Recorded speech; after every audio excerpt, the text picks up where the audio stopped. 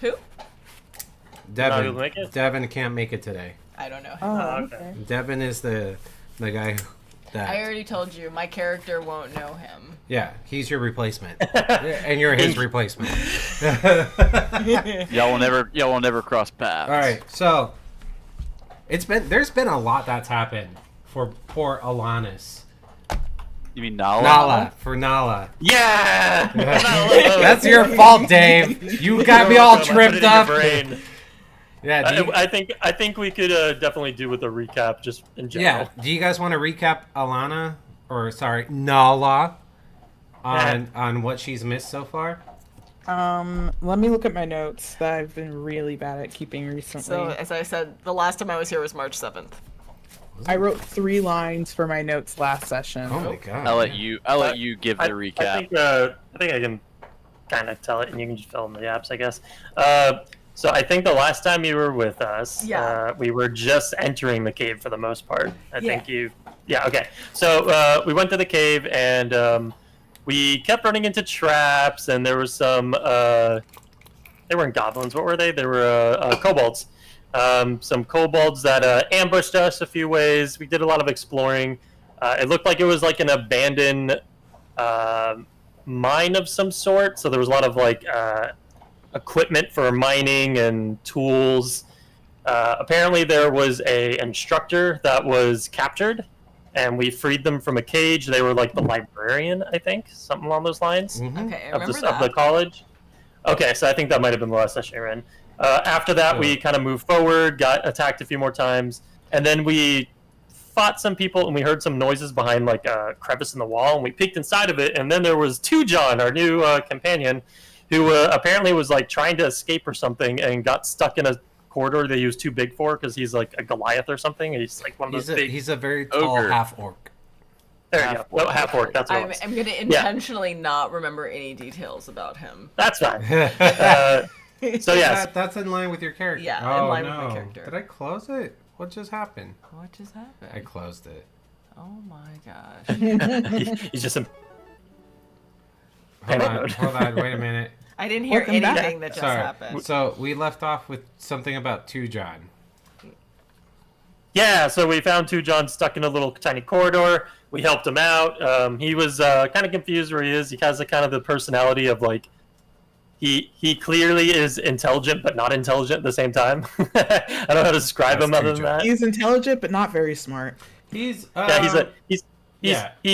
wants to be a writer, but he also is a like 2-word sentenced kind of guy. He's like a pretentious hipster writer who hasn't made it yet, kind of thing. Okay. No, he's not like that at all. How would you describe it then? He is. Yeah, how would you describe it? I would describe him as someone who thinks that they're a good writer. who thinks they're a good writer and they know a lot about literature, but knows absolutely nothing at all. Yeah. He quotes the wrong people constantly. It's great. And he's one of our new frontliners. So that's great. Well, it's we a went shame through, that I'm not going to know him. We encountered I think like an undead ogre or troll or something like that at some point. Just an ogre. Yeah, ogre, and then we also found just a regular ogre that tried to eat us. We fought some undead dude with 4 arms. That was the gorilla dude. Yeah. Oh yeah. He was a gorilla with barrels. With King Kong barrels. Yeah, we did all that. I forgot the reason why we left. Because that's the problem. It was a scripted fail. It was right. No, it wasn't a scripted fail. The intent of the Kobold Cave is to have you guys fail through exhaustion and then be rescued. Doing too good. Yeah. Right. Well, yeah, but you were doing good enough, is to say the least. You guys had a few more encounters, but the scripted rescue was always going to happen, and the person who ended up rescuing you guys was... What was his name, Dave? I think it was Regis. Regis. No, it's not. Was it Regis? Yeah, Regis, the Ashencroft Battlemaster. I don't really think he rescued us. It was more of like he bullied us. Yeah, he kind of forced us out. He forced us to retreat. Didn't he like use like a transport or So- if He made knocked us me out leave. and he knocked you out. Oh yeah. So Because you guys he didn't want to literally- leave. Yeah, he literally came and was Because like, "You guys are." we had worked so hard to get through that cave for 2 sessions. 2 sessions. Isaac Gold, no quitter. And then you no made us quitter. leave. when Like, I we hit couldn't Yeah, catch he, up. He Yeah, said we you've were died like- a few times. Okay. You Yeah. can hit long rest. And I think you Yeah, level. he, You guys are level 3 now, right? Yeah, we That's leveled up to 3. correct. You're level 3. Okay, well. Yeah, so he showed up. He said we were over our head. He also had our arch nemesises with him. Your Nemesis. rivals. Yeah, exactly. Yeah, same thing. And then, It's not though, but okay. I mean, it is for me. So anyways, he was like, "You have to leave," and he was being very, you as a person, not you as the character would know this, but you as a person, he was being very familiar with me, and I was like, "We should do as he says," and the other guys were like, "Nah, we're not going to do this," and then he immediately beat the living shit out of them and forced us to teleport away. And then we ended up back at the town. We ended up going to our dorm rooms. I was like depressed basically and stayed in my room. Everyone kind of did some prepping and stayed in each other's rooms. And then your character doesn't know this, but everyone watched as I met up with Regis. He gave me some words of encouragement. I dropped some slight hints to my past, and he gave me a schematic that I ran off excited about to go research. And I think that's where we ended. That's the dorms. So, I think Dave was in this room for the dorms. Yeah, something like No, that. he's over here. He's over here for the dorms, which is the science dorms, I guess you could say. Then you and oh shit, man, it's been so long. I forgot your character's name. Glow. You and Glow, are in the same dorms because you weren't here, so I just put you in the same dorm as her. But this is great because for your character, you could also be like, "Oh, you live here too." So wait, why are we back at the dorms? Just because that's where we were sent back to? Yeah, that's where you were sent back to. And You we, were we healed up and we've been here for like a week, yeah. I So think let's see. now. You guys actually So- came to the city. Let me. Yeah. So I think what he said was that while we needed to pay back our tuitions, we still have a limited amount of time where we have living. Yeah, we have like a month to live Yeah. in the dorms before we're forced to move out. Yeah. And so since we were it's able only to been like a week go since back. we graduated. I think we have plenty of time. Yeah. Yeah, like probably not even, but yeah, it's like so we got time to You still guys got have time. our own housing. Okay. Yeah. So when Regis teleported you guys back, you got teleported here, right in front of the Adventuring Institute entrance to the dormitory, and then you guys went into the dorms. No, that's not it. Where's the dorms? There you go. And you guys have your own separate dorms. Let me zoom out. Right. So where is? Yeah. So you and Glow share a dorm, and then It's a big ass dorm. looks like Oh, Isaac and Two John share a dorm. I think Two John was visiting him and just decided to sleep there. What was Got that it. happened? Yeah, he was hanging out with me. Yeah, he Got said, it. "I'm lonely," and you were like, Yeah. "Oh, do He you wanted wanna to sleep stay over. with me?" Yeah. So And then he just never left. yeah. All right, keep going, Dave. I think that was pretty much it. Other than Okay. like, So Nate got Yeah. Dave got a note, and then he had to go to the library. right, which is where I met with Regis. And Which already he- happened. Yeah, that's what I was saying. Like he gave some hints to my past. It was all emotional and supportive I in a thought way. you said that in the cave. I meant that you had to go meet up with Regis at the garden in the library next to the auditorium. Yeah, I already talked about that. Did you catch that? Yeah. Yeah, I said Okay. that when we got back to the college. I went and met with Regis. We had like an emotional whatever, some lore drops about my history, and then he gave me a schematic, and I went off all excited to go research it, and that was Yeah. where we ended. Yep. Okay. So what we learned in between the last session that you played and this session Oh, there's is also that, like a fair coming up. right. Two John sniffs out portals, but I think he meant puddles of water. So he's Oh, really yeah. good at smelling, finding water. Two John loves to eat bananas with the peels on. So he doesn't peel a banana, he just eats it. Are you telling me this? Yes, I'm telling you this. Because Your character was there. Okay. Okay. Glow hates bananas. Okay. Because that's apparently a thing that happened. And Tujon hates tents. Okay. I think he got like mixed up. Out of context, it sounds so random. Will hates bananas. You don't technically have to remember any of that, but that is what you missed. And then we found out that all the spell scrolls I've been giving Isaac, he has to pay 50 gold per level of spell. So he's too broke to learn any new spells. I'll have to reclass. I think that's incredibly unfair. It is. I'm gonna fix it.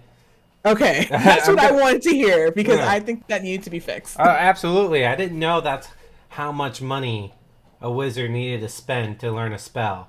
So there's going to be a rebalancing here in a second. But today's session is going to be heavier on the role-playing part of whatever we're doing.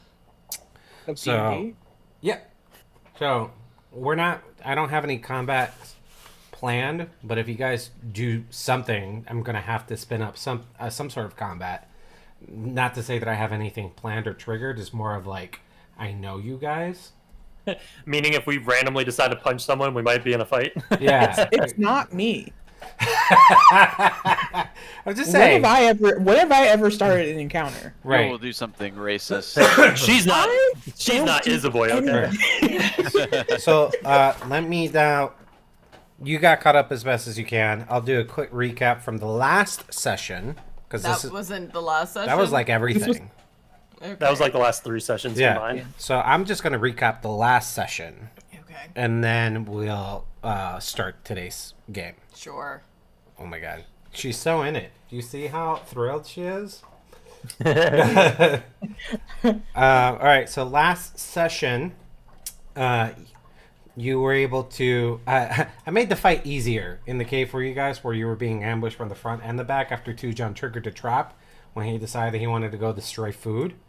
Yeah, you told us. So you guys managed to survive that fight and get Tujon out of the hole, and you took a few. You backtracked a little bit to go through a different route, which landed you in a cave with a bunch of supplies and a bunch of barrels. And when you went to inspect the barrels, you could hear grunting noises coming from it. One of you guys was able to roll a high enough investigation to come to the conclusion that these barrels had zombies in them. So you're like, I'm not going to open that. So as you move on, you come to another branching path, one that feels like it's leading towards more prisons, and another one that led somewhere else. And you decide to go through the cave, and that's when you heard footsteps coming towards you guys. You guys hide, and that's when you get that's when you see the zombie gorilla show up that has 4 arms and a barrel in each arm. You catch it by surprise, and you attack it, and you deal a lot of damage, including you. Are we in a library? Right now you are. This is when we were still. Yeah, I'll get there. Okay. You managed to catch it by surprise, but not enough to kill it, which in its turn, it used all of its arms and all of its actions to throw barrels at all of you, making you guys be surrounded by zombies. You managed to scrape by that fight and survive, and that's when Regis shows up, giving guidance to their new adventurers that are going to be living at the Ashcroft estate. And he seemed really upset that you guys were in the cave and demanded you return back home safely. When you guys refused, he decided to show you guys who's boss, and then teleported you guys back to the dormitories. In the dorms, you guys take a moment to collect yourself. That is when Rin, right? Yes, Yeah, Rin. Yes. That's when Rin gets a letter saying, hey, meet me at the library. And he meets up with Regis, who, happy to see Ren is still alive, gives him something that he discovered in the Kobold Cave. And Ren takes a look at it, and he can see that it's blueprints of some sorts. As he's running out of the library, he finds a flyer for, what was it that I said it was? The Ashencroft what now? It was like I can't remember if it was a fair or competition, but it was basically like a way to show off your skills, and that the winner would be recognized by the Ashencrofts. Yeah, it They was were the definitely proprietors of the event. Yeah, it was definitely like an Ashencroft science fair. Hold on, let me look up that specific thing. Do D&D. I think it was like a making stuff thing. Like it was like specific to men.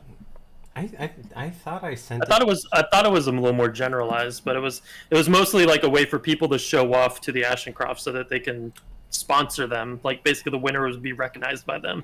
So of course, Rin was very excited. So for reasons you guys don't know. So it's a flyer Wink, for wink. the first ever Ashencroft Fair of Imagination, Innovation, and Ingenuity. There you go. The winner of this fair gets the Ashencroft Grant, a like a massive world amount fair. of gold, up to 50,000 gold pieces that can be used to pay off your tuition and student loans if you happen to graduate. If you get first place. Right. So, Rin sees that, and he's getting ready to rush out of the library with this new information. That's where we ended the session. Mm-hmm. Any questions? So many. What? Go ahead. And can we all I don't remember like any of it. do the competition as a team? Yeah, you can all do it as a team, or you could do it separately. Well, But I'll let Rin share that with you guys, because technically no one else knows. Well, I was about to say I also don't know because you never told me what the schematic is. You have to study it. Okay. Yeah. Isn't that You- what you've been doing for the last 3 weeks? No, he guess. just got it. I know. yeah. I was just So I guess me as a character and me technically don't really know what the schematic is yet. Yeah, So I guess you I'll don't figure know what that the out. schematics is yet. You will have to study it. The fair is in 3 weeks. Okie dokie. So by the time the fair ends, a day later, you guys need to move out of the dorms. yikes. maybe So we can find a house to rent. I'm going to go back to the dorms. So that way we can go with either Nala, Glow, or Isaac. But before I do, Alana, do you have any questions for the team while we have you here? Can I go grab my dinner real quick? Yeah. I'll be right Honey, back. it's okay if you have questions before we start I playing. don't know that I actually understand what's going on. So I'll just kind of pick it up. as we I'll give go. you the cliff notes. You left the cave Yeah, forcefully, sure. and now you're at the dorms. Right. Great. That's it. I think she's good. I got that part. Oh, Michael's also stepping up. This is a great session. What if God was one of them? This is such a great session. All right. Well, I guess as a side note while we're waiting, so you're gonna be there for half the session for mine. Yeah, but until 8:30, I gotta leave to go to dinner. So if we start early, that'd be great, because then it'll be close enough to a full session for me. But 8:30, I gotta bounce. How are you getting out, buddy? I'll figure it out. I'll message everyone tomorrow, see what they think about that. Otherwise, it's fine.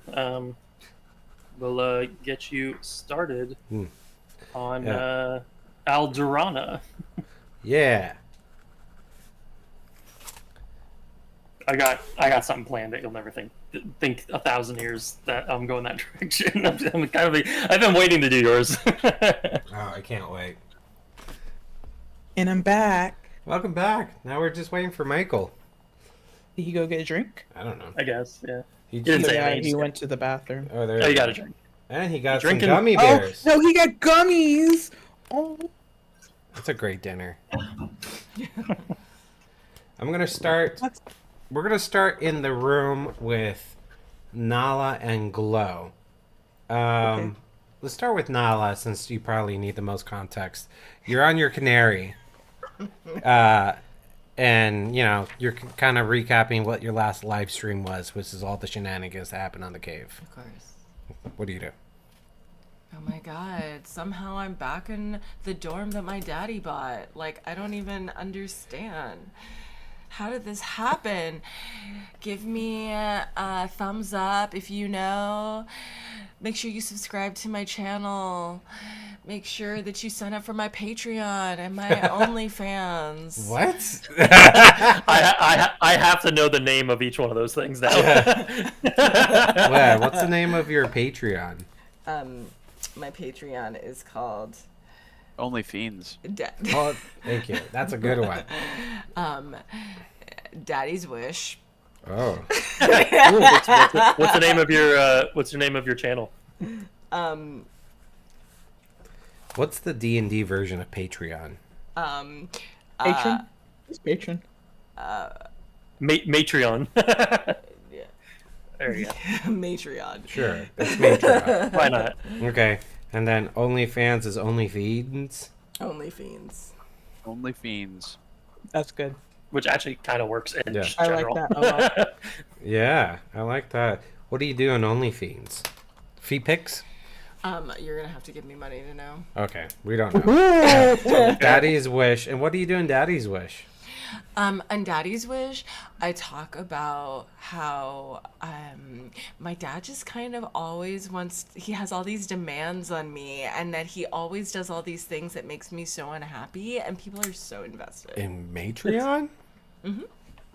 It's a paid for a rich venting. girl pity channel. Yeah, People pay exactly. to see you vent. So people vent about People my, definitely do my that on dad. Patreon these days. Okay. And what was the other thing that you asked people to follow you in? Only Her for channel, Her channel, her YouTube channel? I guess. That's what she said. Sure, That doesn't matter. We'll just do Matreon and OnlyFans. sure. Okay, great. You hear a knock coming from your dorm room door. 1 second, guys. Someone's at my door. So I put my canary down. Tweet, tweet. And then I get up and I walk to the door and I open it up like a crack. Okay. And who's there? When you crack open the door, you see your mother-in-law. No, stepmother. Stepmother. Sorry, stepmother. Whatever. She's at the door. Be like, "Oh, hi, sweetie. I just came to check up on you." Bella, if you call me sweetie one more time, I will slap a bitch. Oh, okay, honey. I just wanted to see how you were doing. I heard, I was there when Regis sent you back here. I'm sorry it took so long for me to check on Who you. the fuck is Regis? Regis was the guy who teleported you back from the cave. Do you? What? Okay. Well, I'm here if you want to talk. Can you not talk to me in that patronizing manner? Okay, sweetie. Oh my god.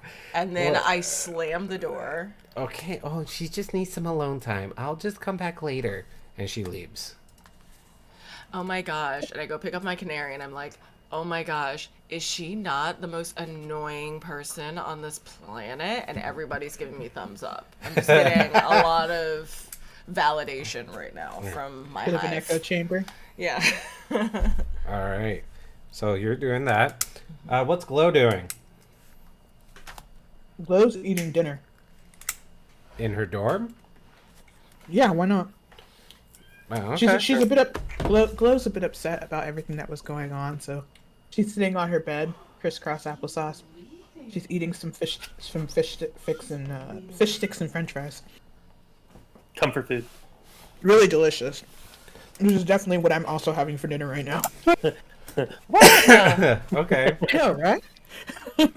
And she's just like, we were so close to actually making it through the cave. And I think that we could have actually made it to the end. I was hoping I was able to get some kobolds to follow me. I think they would have been really, they would have really taken on to that. But, Okay. she's just like, these fish sticks are really good. You kind of hear a voice from no single direction emanating in your room and be like, I'm impressed that you didn't die in that kobold cave. I'm so glad that I put a little bit of faith in you. I'm glad you also put a little bit of faith in me. I think we're coming along, and I'll let you know. I think I got someone almost there for you. And then someone Someone gets the cone of someone gets the cone of shame. He appears next to you almost instantly and goes like, yes, kobolds could be good followers, but I sense that you already may have converted someone, but you haven't had him recite the oath yet. Not quite, but we're gonna be there soon. He wants to go take care of a few things, but he'll be back soon. Oh God, when he returns, make sure he speaks the oath, and that way he will be in our servitude. Whoop. And Bo's just like, Yeah. All right. Michael, let's go to your dorm. I'm gonna put John in here because he's not here. What are you doing? I'm trying to learn these spells. Okay. And then I'm like looking through them, like really studying them, and then I see down at the bottom that there's a paywall. I'm like, well, I guess I'm done studying these. And I say to Tujon, you got about some gold I could use. I don't know. Does John have gold you can use? Let me see what John's. John's like, currency, gold is the currency of mortals.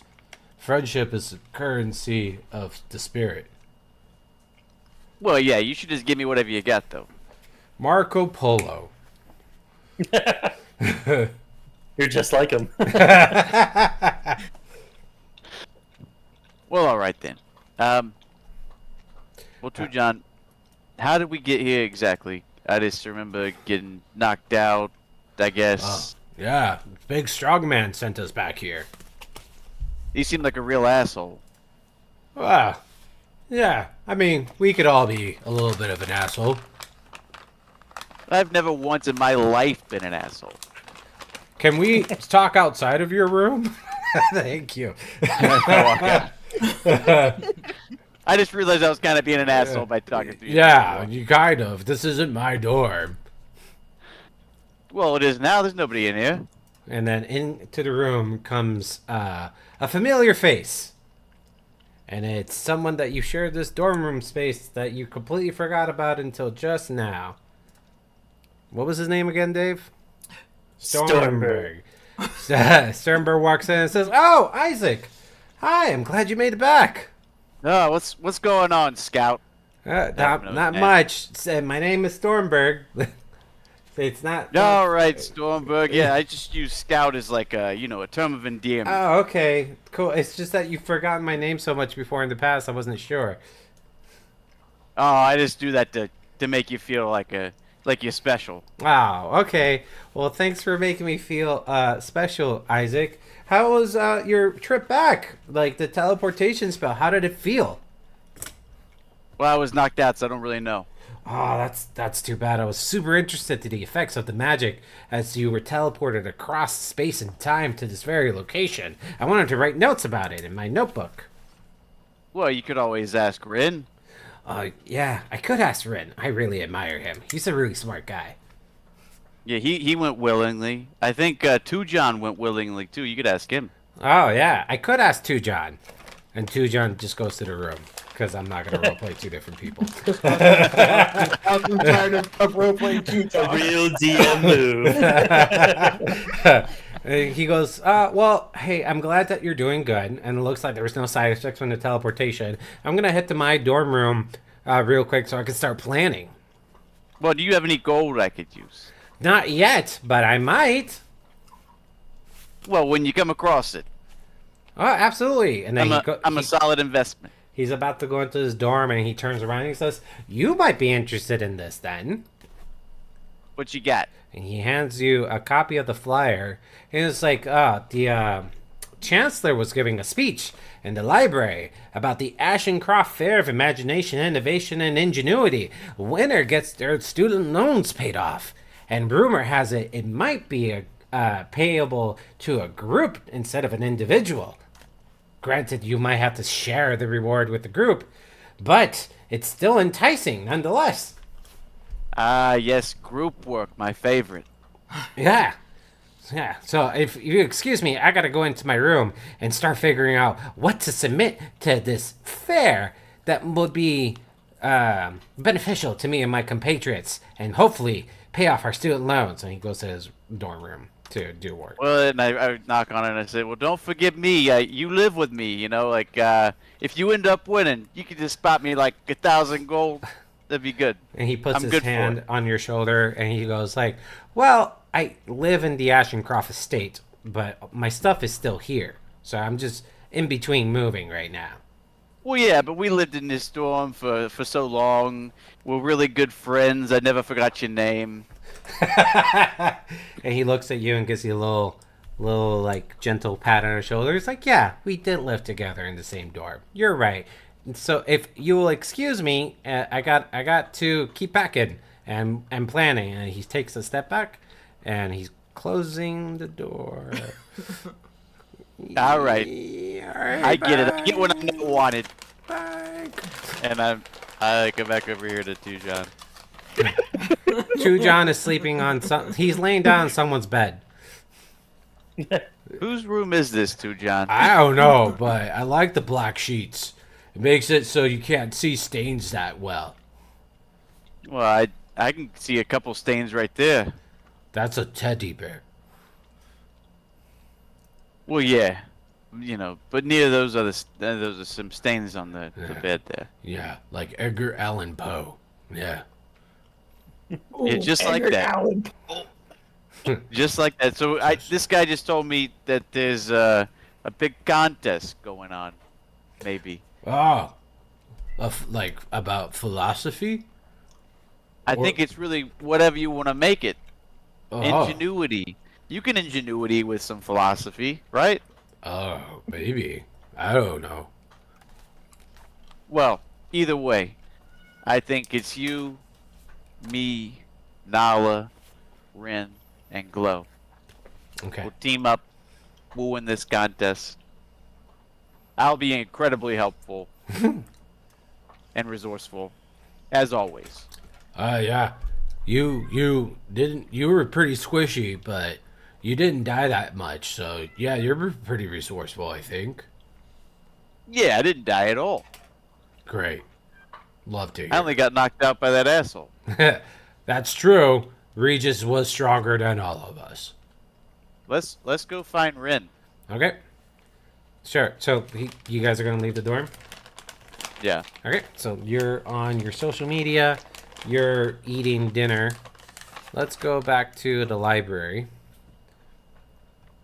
where we left off with Rin getting whatever he needed or whatever he got from Regis, which seems like blueprints of some sorts. You just saw the flyer and you're on your way out from the library from where you met Regis.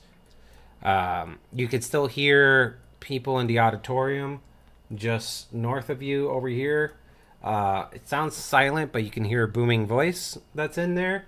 And, you know, more people around the library kind of studying or huddling, books, stuff. What are you going to do? Well, my original plan was to go straight to my dorm room, but my curiosity got the better of me, so I'm gonna like swing by the auditorium and kind of poke my head in just to see what's going on. Okay. So I'll use one of these tokens real quick to represent. Oh, there we go. That's a good one. We'll use the book to represent the Chancellor, who is in the auditorium giving a speech filled with people of all sorts of walks of life. You see socialites, politicians, you see students, current students and graduates that you remember seeing before, athletes, nerds, just a wide gamut of folks in this auditorium as the Chancellor's talking about the Ashencroft Fair of Imagination, Innovation, and Ingenuity.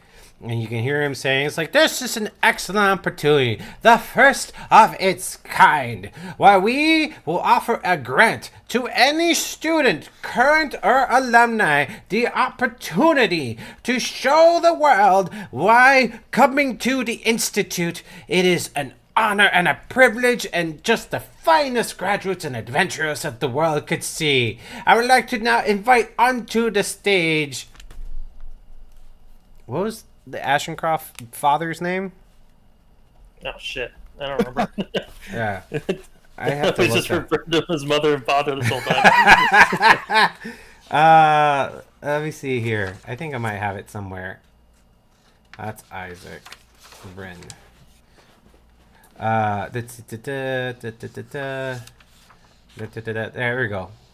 I would now like to invite to the stage Lord Alistair and his wife, Lady Alara. And you see mild clapping as people are welcoming onto the stage these socialites. Let's just use this icon for now. And the Chancellor goes off to the side. And center stage is Lord Alistair and Lady Alara. And they start to speak. Lord Alistair starts to speak. Lady Alara is just kind of in the back, going like, yes, yes, husband, good, yes. And Lord Alistair says, like, we are honored to provide an opportunity to the future of this university, of this institute, of other adventurers, to prove their worth and mettle from the knowledge that they have gained while being here, or show us why they were worth the time and effort to be taught by some of the greatest folks across the land. You're just getting comfortable in there? Yeah, I'm like sneaking into the crowd to like go, And that is why we are excited to announce the Ashencroft Grant. We believe that providing this grant will offer the motivation necessary for any student to be able to succeed where others have perhaps fallen short. I'm gonna roll a d20 because he's kind of like casually going through the room and looking around as he's giving his speech to see if he sees you or not. And he rolled an at 20. of course he did. And That is amazing. Yeah. And as he's going around, he does a double take really quick. And he looks at you. And you can tell his demeanor changes a little bit. The tone subtly changes. And as he's looking at you, he says, and this is open to all alumni or enrolled students alike. Thank you. I raised my hand. The Chancellor walks up to Lord Alistair and he goes, thank you, Lord Alistair. Yes, you in the back, you have a question? Oh yeah, just as a random student who has no affiliation with this association, I have a question about the competition. Of course. I would ask that you save your questions for the end. Oh, okay. I guess I will wait. Excellent. Well, this is the end. Okay. I see them. I go, so simple question. I say it like really loud so they hear me as they're leaving. And I was like, what type of entries can be put in? Because me and my group have a few ideas, and I imagine some people might be very impressed. Okay. Yes, great question. If you look throughout the campus, you will find flyers all announcing the Ashencroft... Oh my god, I had to come up with the most complicated name. The Ashencroft Fair of Imagination, Innovation, and Ingenuity. A fee! We welcome all submissions. It could be magical in nature. It could be mechanical of sorts. A scientific invention that will really trigger the imagination, show the innovation, and the ingenuity of the individual. We do not limit what you bring as long it is showcases your ingenuity. Oh, that's really great. I'm sure that certain people will be really impressed with my thing. Thanks so much, Chancellor. By the way, did you get my suggestion box from last time? We don't like I won't bug you right now. We'll talk about it later. Red, we don't need to shout across the auditorium. You could come up to the stage. Okay, well, I'll talk to you later. Don't forget about the suggestion box. I put a lot of entries into Red, it. Okay, I am bye. the Chancellor! Oh my god. Oh, this yeah, is- get right into it. And then as you're running out, you see the dean. The dean's right there. And it's like, he's the chancellor. He doesn't actually manage this school. He manages all the institutes. Oh. Well, I also put things in his suggestion box. I have many ways to improve things. Wait, how did you do that, Ren? His suggestions box is not in this campus. Oh, I made my own suggestion box and just put it at his the inn that he's at. I did it on my free time. Oh, that's what he was talking about earlier. Oh, that is Oh, so he saw my suggestions. That's great. frighteningly impressive, Ren. Frighteningly impressive. No, people call me many things, but not punctual is not one of them. I don't know what that has to do with this, but I'm pretty sure it helps. All right, well, good luck to you, Ren. Thanks. By the way, did you read my suggestion? You know what? No, I've already asked. I don't want to be a repeater. All right, I know you'll get back to me with those. Okay, bye. Okay. And I'm going to head to my dorm room. Okay, great. So as you're heading to the dorm, let's just say around here, you run into Isaac and Tujon, who Hey, are guys. coming to the library. Hey, Red. Hey, how's it going? I heard from old Stormberg that there's a Big- Stormberg. big festival or something where we show our creative juices to the world. Oh, yeah. I just came from the auditorium where they were just talking about that. Apparently, we can show off our skills and get a big payday. We can do anything. We can do a group project. We can do inventions. You can show off some of that nifty magic you've been working on. I give him a really obvious sly wink. Oh yeah, my stop motion. Yeah, I mean, Yeah, we can really show off our particular set of skills. we could always roll all of our skills together too. Oh yeah, Really- and really I nice have. to talk stuff. Yeah. I have something that I'm working on right now. I'm trying to determine the nature of it, but if it ends up being something juicy, I would love it if we do it as a group project. And you know what? I'm so excited for this that if we split it amongst all of us, I wouldn't even take a cut. I just want to be the group leader. I really need to show my stuff, you know? Well, if we win, of course you're gonna get a cut. Well, I mean, if you insist. Well, of course. Okay. So we should maybe gather up the group and figure out what we want to do. But also, I gotta research this thing to see if this is the path we want to go, or maybe we just show off our individual skills. You know?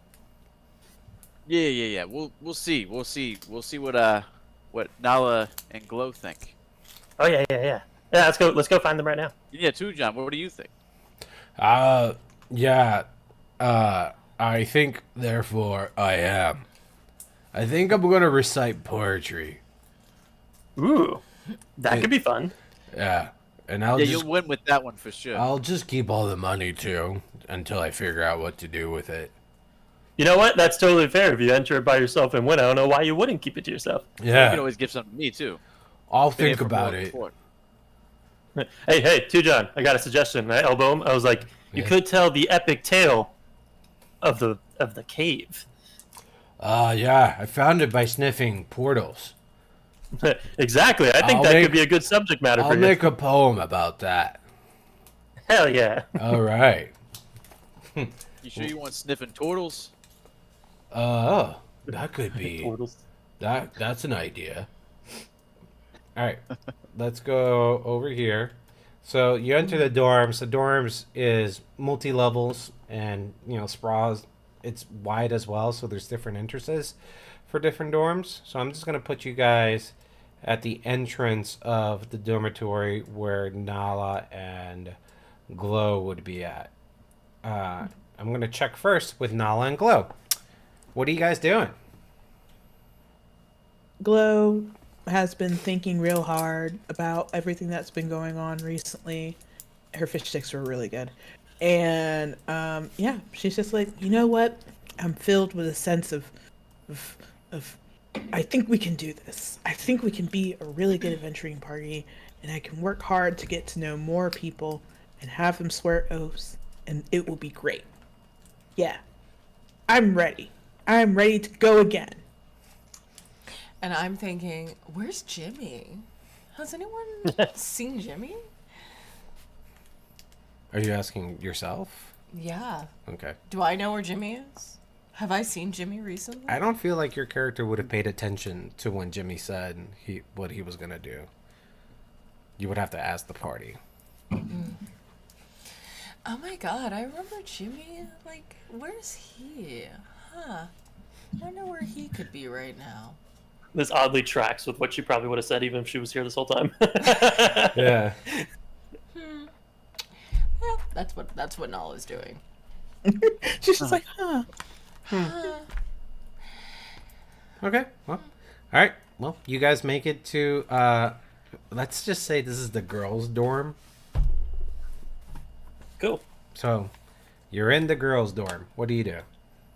I'm gonna walk up to this door because I would assume we would know which room they're in at this point. It's the same layout, so you would at least know that that's the door to the bedrooms.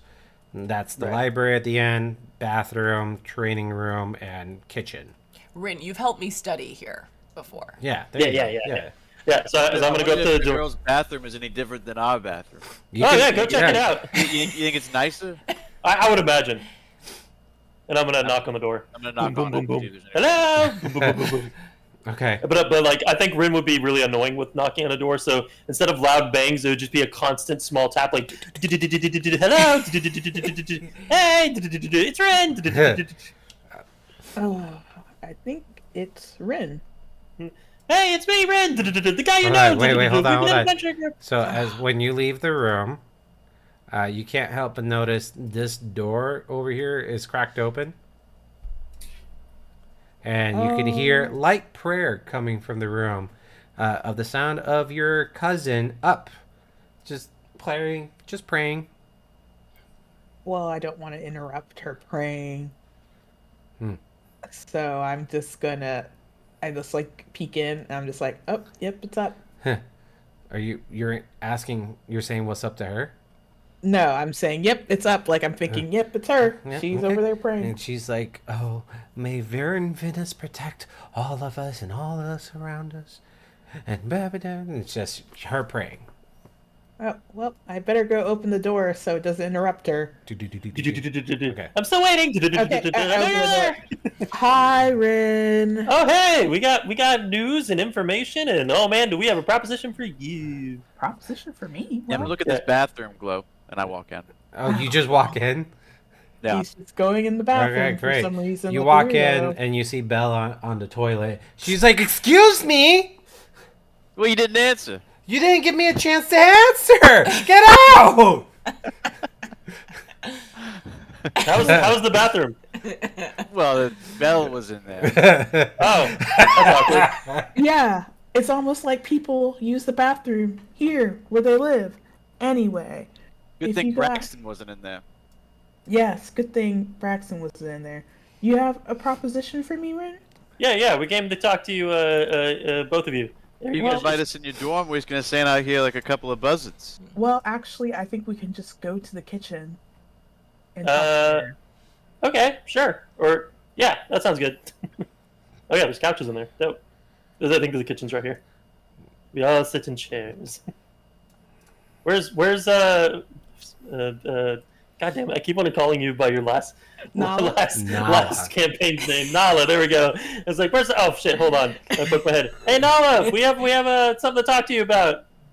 I have my headphones on. You don't have headphones in this world. I'm just jamming. There's I no have- headphones in I have this a world. spell on Explain where to me I- headphones Yeah. in this world. I'm just dancing. Nala, explain to me what are headphones in D&D. Is your sense of the floor? Explain to me what are headphones in the world of D&D. They're like these little like magic leaves that I have in my ear that block out sound from the outside. Oh, so they're like AirPods. They're like AirPods. Okay. But They're they're playing earpods. they're playing my favorite music. And how is it playing your music? It's How's- a spell. It's a spell straight onto the leaf. Yeah. So it only recites that one song. No, it has like all my favorite songs on it. How many songs does it hold? As many as I wanted to. I don't think that's how that works, but it's interesting. All right, so I walk in and I go, hey, are you in there? I get loud. I just keep getting progressively louder because I hear her in the room. Go ahead and roll a d20 to see if you hear that or not. I got an idea if she doesn't hear me. A nat 1. She hears that. So she doesn't hear it? She hears No, nothing. she definitely hears it. All right, so I go, well, I hear her. Hold on, I got an idea, and I'm gonna use magical tinkering. Okay. and I'm gonna make a little like kind of looks like one of those like wind up walking toys, and I spin it, and what it's gonna do is it's gonna go in there and have a pre-recorded message. So I whisper in its little robot ear, and then I go spin, spin, spin. I crack the door and put it in there, and it just starts walking, and then it walks up and just like walks into her leg. Okay. Walks into my leg? Yeah. Oh, Yeah, it's like a little. like It's like a. Yeah. Yeah, it's like a little action figure size, and it's just like walking towards you. Ow! Ew! As you look at it all of a sudden, with like a little speaker, it goes, "Dear Miss, my master Rin would like to speak to you. This message will self-destruct," and then you just hear, and it just sparks and falls over. What? And then I continue to rap on the door. And at that point, I've like taken the things out of my ears, and I'm like, "Oh my god, what is that annoying sound?" And I walk, Loud. and I walk over and I open the door. Ren? Oh hey! We're not Sorry. studying now. What are you doing Oh! here? I have an opportunity to make money with you. I thought maybe you'd be interested, but you're busy, so maybe I'll come back later. Or you know what? I don't think you're interested. Yeah, I mean, you probably don't need money, so but we'll go talk about it in the kitchen. I mean, if you want to come, you can. I'm sorry to interrupt you. I'm so sorry. It's your personal space. I apologize. I want that toy back, and I leave. Make money? What's happening? And then I go to Glow's room. Okay. The door, I think, is still ajar, right? You didn't close it for her, did you? That's like Lo's room. That's not my room, but Oh, you go to Glow's room. Sorry, I heard up. Yeah, you go to Glow's room. Yeah. Glow's I'm room like, is empty. Yeah, she doesn't know that. Where's Nala in? I think she's coming. Huh. So you go to Glow's Give her a room. minute. Glow? Are you knocking or opening the door? I'm just opening the door, because why would I knock? There's no one in there. You just hear in the distance from down the hallway. Yeah, I think she's coming. I don't know. I mean, like I feel like she doesn't need money. And then I'm like, Well, she doesn't need it. She should give it to me. do I hear Up praying? Yeah, you can hear the. So I go to Up's room. Okay. Right. And I assume you just I open the door. Open the door, obviously, because Oh, hi Nala. I don't remember your name, but Oh, it's okay. Did- Names are hard, and we've only been living together for 3 years. listen, I don't have a lot of time, so Okay. if I could just talk, that'd be great. Yeah, I was I just just praying. feel like you never let me talk, and I would like to I am talk. so sorry. Anyway, Go ahead. Anyway, why is Rin here? Why is Rin in our rooms? Oh, I don't know. I've been praying. About what? Oh, the next chapter Are in you my praying life. about me? Because if you're praying about me, Oh. I think I need you to keep my name out of your mouth. And I know that I don't really, know you, but I feel like you're I just feel like you're really talking about me, and I don't really need that. And if you're talking to someone who is of a higher being about me, I'm not cool with it. So if you could just keep my name out of your mouth. Up looks at you befuddled at everything that just. Okay, thank you. You don't. I don't know your name. Bye. And then I walk out of the room. Okay. And then I go. You to just the hear. Yeah, you just hear Rin as you're walking down the hallway, just going "Well, I guess we could split it 4 ways. It'll be a lot more money each." Oh, hey, you came. Okay. You sure took your time there, didn't you, Nala? I don't know what's going on. What is happening? Well, Rin's about to tell us. Oh yeah, I prepared a whole speech. I walked to the front and I unfolded a bunch of papers. You know what? I heard in speech class that you have to just kind of go off the cuff, and I throw it in the fireplace behind me. Well, apparently there's a competition where we can show off some of our skills or inventions or tricks, and whoever has like the most impressive thing wins a grant from the Ashencrofts, and like I guess renown and power and mostly money. And apparently can be done individually as a group. And so I wanted to come here to see if anyone wanted to do a group or if we were all going to like submit separately. I like the group idea. I vote group. Wait. How much What's money? this about? I don't understand why. Well, it's. I mean, Nala, I understand that this is probably not a lot, but it's like 50,000 gold or something. You know, I mean, 50,000. yeah, I know it's not a lot, but you know, I feel like it could be useful. But yeah, so apparently we just have to like prove our worth. It could be kind of anything from what I gathered, but it seems like it has to be innovative in some way. So whether you have like some cool spell or an interesting trick, or I think Two John was talking about like maybe doing like an epic poem or something, or an invention, and I kind of give a thumbs up that's clearly pointing at myself. So thoughts? I think that this could be amazing. This could be our big break. Yeah, this get me out of debt. And we would get recognition. Yeah, but also our debt. People would know our names. People would come to us for help. Two I John. care less about that. Two John writes poem. Two John? What? If you don't want to do a group thing, that's totally fine, and I respect that. Plus, I have a feeling there is an epic in you somewhere. Two John started writing poem. Do you want to hear? I kind of do. No. Yeah, I would love want to to hear hear your it, poem. John. I want to hear it. Okay. In a meadow where the wildflowers bend and sway. That's all I got. Sorry, I start clapping. I was like, that's a great intro. Thank you. And that doesn't sound like a poem I've heard at all before. It sounds like the start of a great haiku. Thank you. It will be a good poem. I I'm believe in you. sorry, who are you? No, I'm Two John. I'm so sorry. I don't care. Okay. I don't care either. Carry means acknowledging your existence, and Two John believes in Edgar Allan Poe. Edgar Allan Poe. So guys, I mean, we could do individual things. I just got a hold of some interesting schematics that I need to like research it. But if it at this point, you guys can see that my character is like being way more giddy and excited than he usually is. It's like a little abnormal.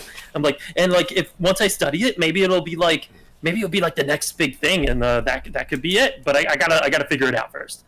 Okay. Yeah, well, let me know what I can do to help. Yeah, I'm gonna have like a all night study night. So like, if you want to help me with like maybe there's some magical essence into it. I know you're a magical boy, and we'll do all There's nighter. so much magic in these fingers. Yeah. And then And in this head. well, actually, you're all kind of magical people. I mean, we can kind of go over the notes, or I can do it. It's fine. Like, my thought is like, I think I owe the least amount of debt out of everyone, and if we win, I'll just take what's needed to pay it off, and you guys can split the rest. I don't even care, as long as I can be called like the group leader, because I just wanna show my stuff. I'll call you whatever you want to be called. Group I leader, Call me king, Maester. master. Maester. whatever. No, wait, that's too presumptuous. Ooh, I'm not sure about that. But Rin, I think that this you could really lead us to success, and this seems to be more your wheelhouse. So I'm here to help. If you need anybody to help you with building things, I am a great assistant, and I also have magic. Well, I'm not sure how long it's gonna take, but I mean, tomorrow I'll kind of come back to you guys if I have a better idea of what this thing is and figure out if it's the right way to go, or if not, then we can come up with a different plan or do our own thing. I don't know. So I think I'll need at least a day, a minimum, to kind of get an idea. All right. So, let's go over the rules of the fair. Ooh, Dun, dun, dun. Rules of the fair. So, you have 3 weeks to prepare. I need you guys to tell me what you're going to be doing per week. And then I'll have you per week. Right. So you can say for that entire week I was researching notes and working out. Okay, great. I'm going to have you roll to whatever it is to research your notes, maybe history or arcana or investigation, and then athletics for your workout to see how you're doing. And each one of you are going to tell me what you're doing to prepare for the fair as a group, and 2 John will roll separately. So whatever your score is at the end of that is how well you've prepared your invention, your innovation, your imagination, whatever you're bringing into the fair. That's how well you've prepared. I will be rolling on the side for your rival group because they too will be in the fair. So we're going to be competing against them. Next, it will be performance and presentation because this is a fair. So you guys will have a stall in the library, and you guys need to be able to gather a crowd to look at your inventions as you speak to it. If you do a good enough job with that, that will go towards your total points based on the research that you do for that week. Whoever has the highest amount of points wins. Okay. So you guys have to tell me what you're doing per week basis. And throughout there'll be sprinkles of role playing depending on what it is that you guys tell me that you're doing. Okay? Good. So, what do you guys... This is day 1 of week 1. What do you guys do? Well, I'm going to say I'm going to definitely... So are we doing this per day or as the whole week? Ideally the whole week, because I will move on quicker. But, day 1, okay. you just So matched to agree. So what do you guys... Tell me what you guys are doing as a group. My real quick question is, how long is it going to take me to figure out what the schematic is? Depends on how well you roll. Okay. Well, then I'm going to be studying the schematic and improving my armor, which is more of my class thing. So it's slightly unrelated, but the main focus is studying the schematic, and I'm going to be doing that the whole time until I figure out what it is. Okay. What's everyone else doing? All right. So, Rin, you That's tell me. me what I need to do since you're the team leader. You're the team leader here, Ren. You let us know what you need us to do. I am So- the cog in the machine. Well, since we're figuring out what this thing is first, so maybe as a group we'll do it as like a group study session where it's like we spend the first week researching this thing, and then once we figure it out, then in the following weeks we can divvy up the tasks maybe. Sounds good, leader. Aye, aye, Captain. I am reluctantly here. Perfect. Okay. I wouldn't have it any other way. 2 John will be inspired to write poem through your trials and tribulations. Right. That's the most beautiful thing I've ever heard. I'm reluctantly here too, Nala. I didn't ask to be born. What the Damn. fuck? That's like a big turn. Okay. All right. So, All right. are you guys all studying the schematics at the same time? Absolutely, I'm studying. Yes, and we are all looking at the It's like a group study sessions. It's definitely like Okay. a montage where So- it's kind of like we're coming in and looking at Montage. it. So- we're like eating pizza, like looking at it. We're like All drinking right. alcohol, looking at it, that kind of stuff. Great. It's a huge stack of what appears to be blueprints of some sorts. There are different elements to this, some mechanical, some magical. So I'll let you guys tell me what you want to roll to learn what you can learn from these blueprints in your first week. Okay, so I'm gonna let one of the more magical. I mean, I'm magical too, but I feel like some Are of you we might be more seeing- magical. Do we see the blueprints? Yeah, we're Yeah, I'm, like, using sharing the them. theater of the mind. Got it, okay. Where there's a sprawl of paperwork and blueprints on the table, and you guys are studying it. I so would like I'm gonna investigate it because I have extra rolls to apply to investigation. Okay. So, do you want me to go ahead and roll that? Yeah, sure. You can roll that. All right, I get a D4 with investigation check, so I'm gonna Okay. roll and then do that. What were you gonna say, Glow? I will Science, look I was to hoping. see what needs to be done magically It's a 14. for this schematic. You're gonna roll Arcana for me then? Yes, I'm gonna roll Arcana. So my total was 14 investigation. Okay. Holy shit! Hell yeah! Wow, 23. Okay. All right. With 14 investigations, you can tell that this blueprint relates to mechanical limbs. It's different from your mechanical limb. You might need to spend some time to understand it a little bit better, but you can tell that you could build some new mechanical limb from this. Meanwhile, Okay. so with the 23 Arcana, before I tell you the results, Michael, do you want to do anything? Yeah, I guess this is kind of like a question for you. If I were to roll Arcana 2, and it's like, does it really benefit us since you already did it? I can make it benefit you guys. Okay. All right. Well, guys, I'm about to take a 5-hour Arcanagy, and it's kicking in. It's kicking in right now. 5 So I'm gonna roll Arcana. Okay. The 21. Ooh, good roll, we're dude. on Holy shit. fire! Okay. So you guys can tell from studying this that the arm, using a certain arcane focus, can change its appearance. It needs some sort of special arcane source of energy in order for the arm to function more than just an arm. But without studying the schematics a bit more and how that relates, I can't tell you any further. Other than, Bryn, you know that you can build a new arm from this. And Yeah. from what Glow and Isaac have learned about it, it's powered by magic somehow. And then I just kind of like glance at it and do like a basic. What can I search?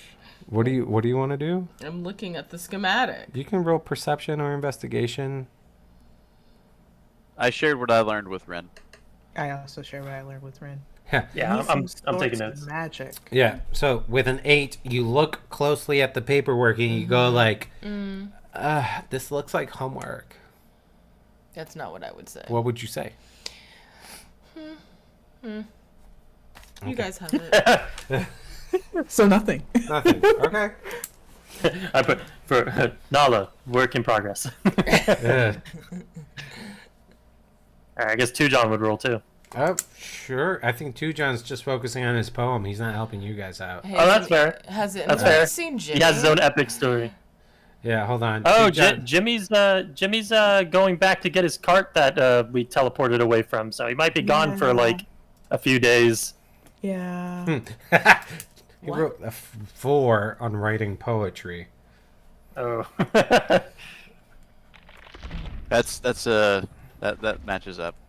It kind of does. Yeah. Yeah, actually, I was really hoping that for some reason he would have like he'd like get he like a would nat legit 20. write like an actual epic, like on like. Well, it he's would got be the he's next got, he's Iliad. got some more weeks to work on his thing. Yeah. True, true. All right. So that's the end of week 1. Based on your research, you find out it's some sort of attachable limb that uses some sort of power source. Could be Arcana in nature.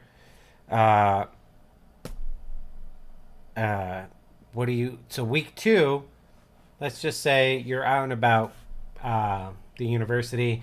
We can continue on your research, or you can tell me something else that you guys might be doing instead of focusing on the research for more role-playing flair. Well, I think we know. Glow knows that this schematic needs a decent source of energy.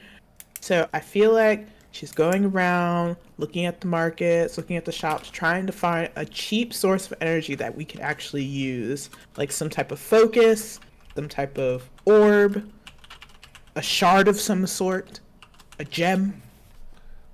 Okay. That's a good one. I feel like she might actually also go to the dump.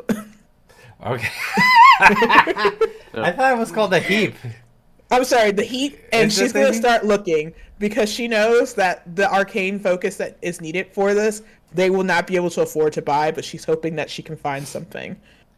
Okay. I think to go along with her thing, there's something I want to do separate, but I think I would join her to go to the heap because we already established that I have a connection with them. Mm-hmm. So I feel like it might help us with connecting with them. So I think that might be one of my side tasks I do with her. Okay. And then I get on my canary and I'm like, hey, anybody know of any arcane objects out there? See if you can send me a DM. Let me know. Okay. Or sorry, Yeah, what is the equivalent of a DM? What do canaries do? Because the Twitter people tweet. The twit. The canaries don't twit. They die when there's something Ah. poisonous in the air. Oh my they, god. they chirp. A It's chirp. a chirp. Yeah, a chirp. A Or chirp. that too. Yeah, send me a chirp. Okay. The other thing I'm doing is starting to build it. So I guess I would use some raw resources from the heap also to help with that, on top Okay. of looking for focus with her. So Oh, I I'm like starting to that. build the base structure of it. All right. I'm gonna go to the library and try to find books that would help maybe figure out the source of arcane energy that we should be utilizing. Okay. And then on top of that, when I find some books, I'm gonna use my persuasive skills to try to like get some more information out of maybe some authors maybe that are on campus or professors that have written some of these books, and see if they'll tell me if there's an efficient way to acquire these energy sources. Okay. Okay. That sounds good to me. Let's go with Michael because that's an easier role. You're at the library, right? Mm-hmm. Okay. So why don't you roll me? Let's see. There's history, intimidation, investigation. What's your history at? My history is a +3. Is that? I guess that's good. My investigation is +5, and my arcana is +5. Investigation, I think, might be better. So Because he's trying to find information. yeah, so. you're trying to find books that would help with this cause. So why don't you go ahead and roll me investigation? Okay. Damn. I rolled a 5. So 10 10 total. Yeah, 10 total. Okay. You find some books that talk about imbuing magic using imbuing formulas to objects, but you weren't paying attention in class when you guys talked about that. So you want to go That's talk right. to. You said you were gonna go talk to a teacher about it. Yeah, like maybe the professor that works here wrote the book Okay. or something like that. All right. The author of the book isn't at the institute, so you go to talk to your professor. What's your professor's name? The one that you're reaching out to. Professor Dingle Squatter. Okay. Sounds like a character I would make. Yeah, Dingle Squatter. Yes. It's French. Yeah. Right. Dingle. French for a world that doesn't even have France. Right. Dingle Squatter. Okay. So you see Dingle Squatter in his study squatting and reading a book. Squatting's not his real last name. He just loves to squat. And he's there going like, yes, yes, another impressive argument. Excuse me, Professor.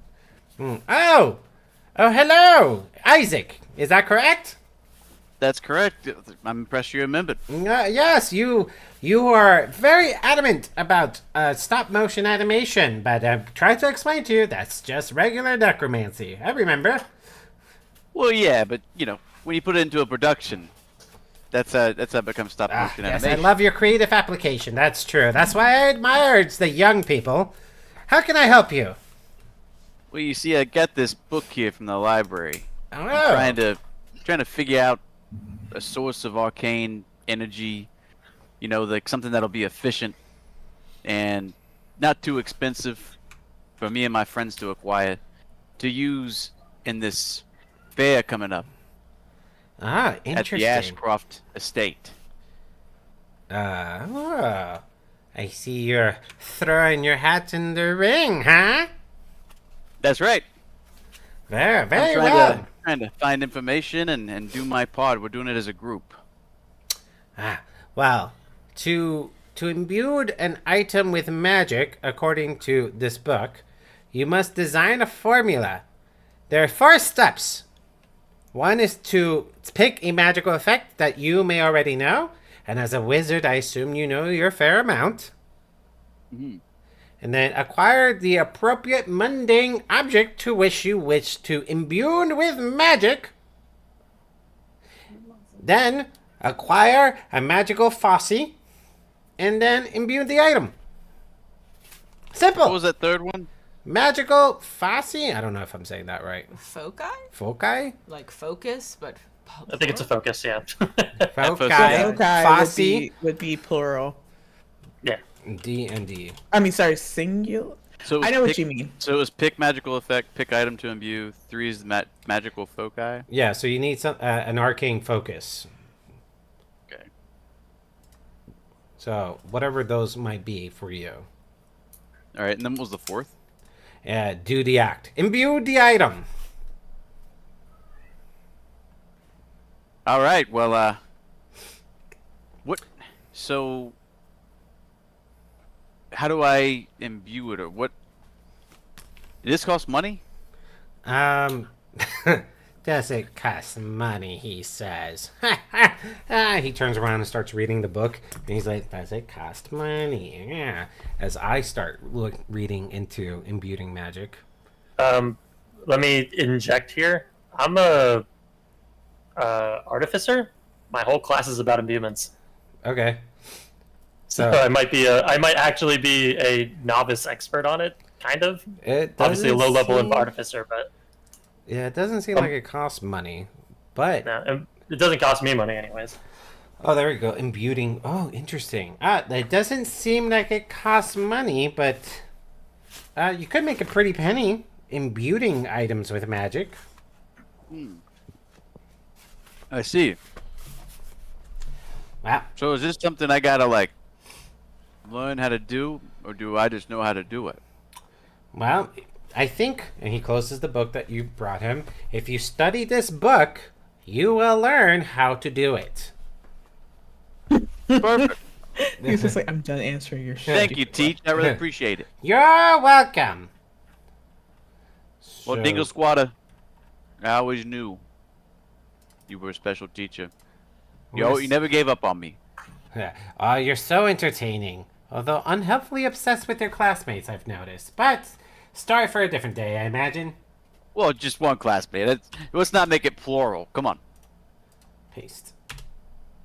I think that gives you the rules for imbuing magic items. Let's see. So that's just a you thing.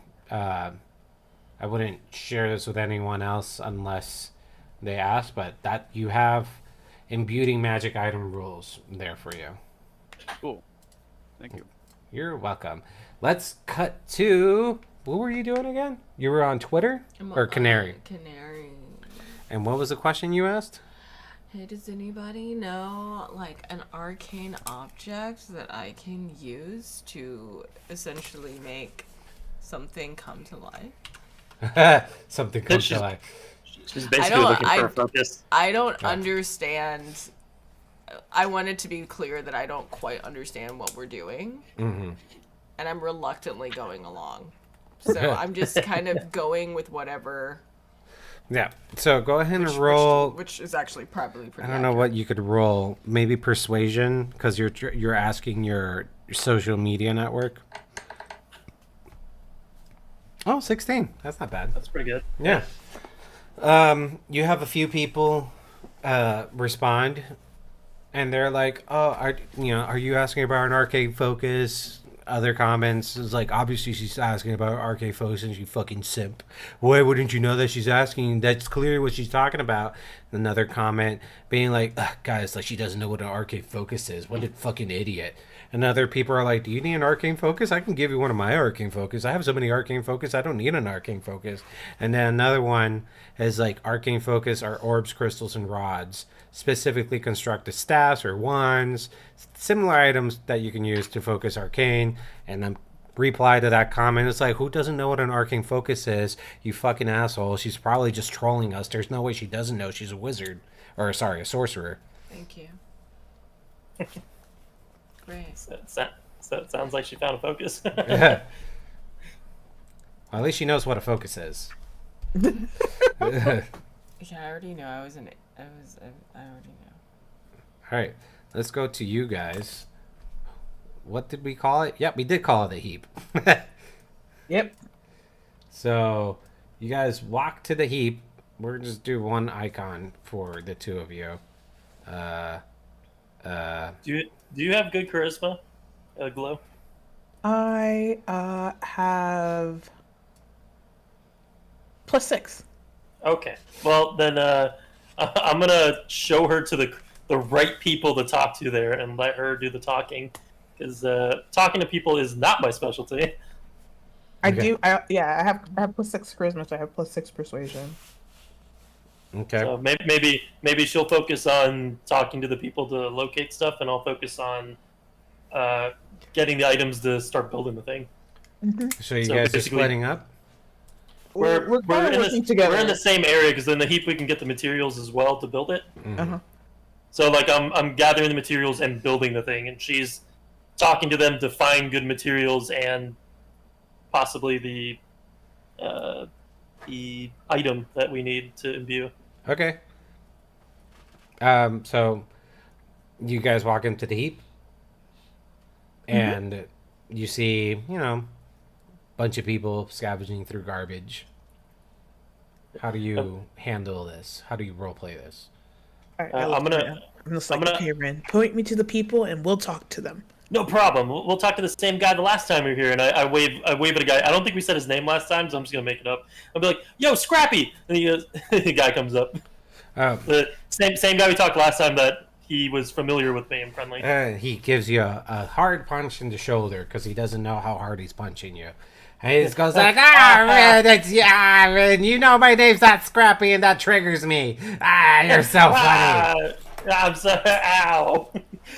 Anyways, my good friend Glow here has a requisition request, and I knew you were the guy. And you know what? I have another bent cog with your name on it. He's like, a bent cog. Roll me persuasion. God damn it. That's why I wanted her to talk to them. Come on, roll. You're the one who started talking. I to them. rolled a 3. That's 3. God. Like, a bent cog? Can I see it? Sure. You know what? You can just have it. And you know what? And he looks at it and he's like, "This is the same one I gave you. You know what? Are you just Sorry. giving And me back the same cog? Are you re-gifting?" You know what? You know what? You know what? I'm sorry. And because of my confusion, I want to apologize by giving you 9 silver.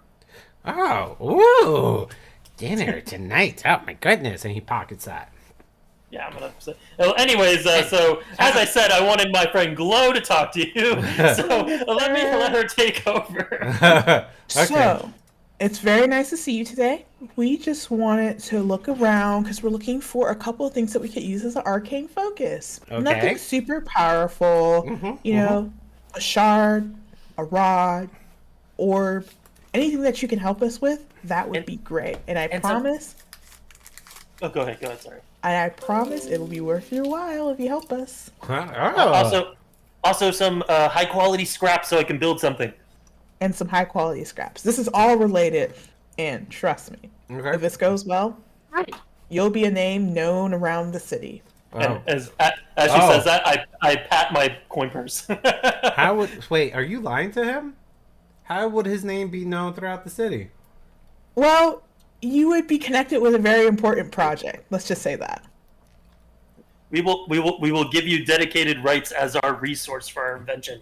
Okay. They'll know where to go for supplies. All right, roll me persuasion.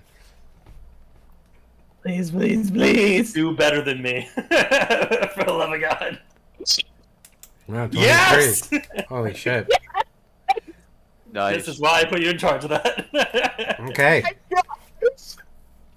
So they're gonna look at Glow and be like, "Yeah, no problem. We can find you whatever you need. I mean, he did just pay us for our services, and you're gonna pay us too, because that's what you just said you were gonna do." Yeah. Yeah. So, With what I have, I pull out another 9 silver. oh my goodness, and he pockets that, and he's like, "This is gonna feed my family for years." And he runs off to find materials. I'm gonna roll to see what he finds. Oh God! After all this, he like rolls a 1 or something. I know. I need them to go. That looks. I think they did. God damn it! I need you to work with me. I don't have any money. I need you to. They work come back with me. with a wheelbarrow filled with stuff. And he's like, "I don't know what an arcane focus is, but I did find a lot of stuff that you might be able to use to build other stuff with." Can I look through the stuff to see if there's anything actually useful? Yeah, sure. Since you just randomly grab stuff, apparently. Yeah, sure. Go ahead and roll whatever you want to roll to see if anything's useful. I guess I'll do investigation because I'm actually checking out the quality of Yeah, stuff. go for it. Okay, and I get to roll my extra die, so let's see. Another, 16 plus... Ah, great. 16, 17, a not natural 20. 20. So Okay. just 20. Man, so this is a pretty deep wheelbarrow. So there's a lot of sheet metal, there's a lot of rods, rusted gears that are in there. But you, without knowing, do you guys know what an arcane focus is? We're Well, almost all of yes, our I party would is actually know what an magical-based. arcane focus. One, Glow Okay. uses a staff. Okay. So, while you look through it, you don't find anything that looks like could be used for an arcane focus. And the quality of the metal and materials that you got, not great. But you could also still, use it for something. You can grind it, de-rust it the best that you can, and it still will work for your needs. Okay. But it's literally just a pile of metal that he found. Yeah. I'm like, I'll take it, and I take the best pieces and dump everything else out of the barrel, and I was like, all right, well, I'll return the barrel. You know I'm good for it. Oh, you don't want the barrel? Okay, I'll take that too. Oh my God, they're so okay. generous. Well, no, I said I'll return the barrel when I'm done. What? But No, yeah, you'll I get- thought what? You're not gonna. No, carry- he definitely said. I gotta bring this stuff to where we're going. Yeah, and we then I'll gotta bring take it back with later. us. Yeah, Oh, so you'll get the barrel back. okay, great. We'll be back. Oh my God, so nice. Okay, bye. Okay, bye, Bren. And what was your name again? My name's Glow. Nice to meet you, Glow. Bye. Bye. Oh, sorry. What's your name again? Fuck. You should have went with Scrappy. Should have gone with Scrappy. You should have went with Scrappy. You're the one you're the one who did that. a D&D name for an D&D. NPC. Woof. How do you Wolf? pronounce- No, I don't Wolf? know how to pronounce that. Tharival. Tharival. Fireball. Tharival Moonshadow. Nice to meet you. Yeah, I know you. Talk to you later. Okay, bye. Thank you, Sarvo. I lean over to Glow and I'm like, thank God you asked his name because it would have been really embarrassing if I couldn't remember his name. Oh, that's true. Also, Glow looks in her coin purse and it's just full of copper, and she's just like, "Huh. I hope this was worth it." Okay, well, we got materials, so that's good. don't Is know if anyone you're- left? Or do we do everyone? I don't know if you're able to get a good enough arcane focus because he doesn't know what one is. I don't think we got one. But I think Two John's the only one that hasn't done anything yet. Yep, he's still writing his poem. Okay. Alright, so I guess that's that week. Oh my God, he rolled a fucking 1 on his poem. Yeah. Oh no. Yeah, Poor right, guy. so he's great. So he's all right. So you guys got your materials. You found out about an arcane focus and what it is. Mm-hmm. You guys are coming back from the heap. What are you guys gonna do for the rest of week 2? Can we converse real quick before we split off? Yeah.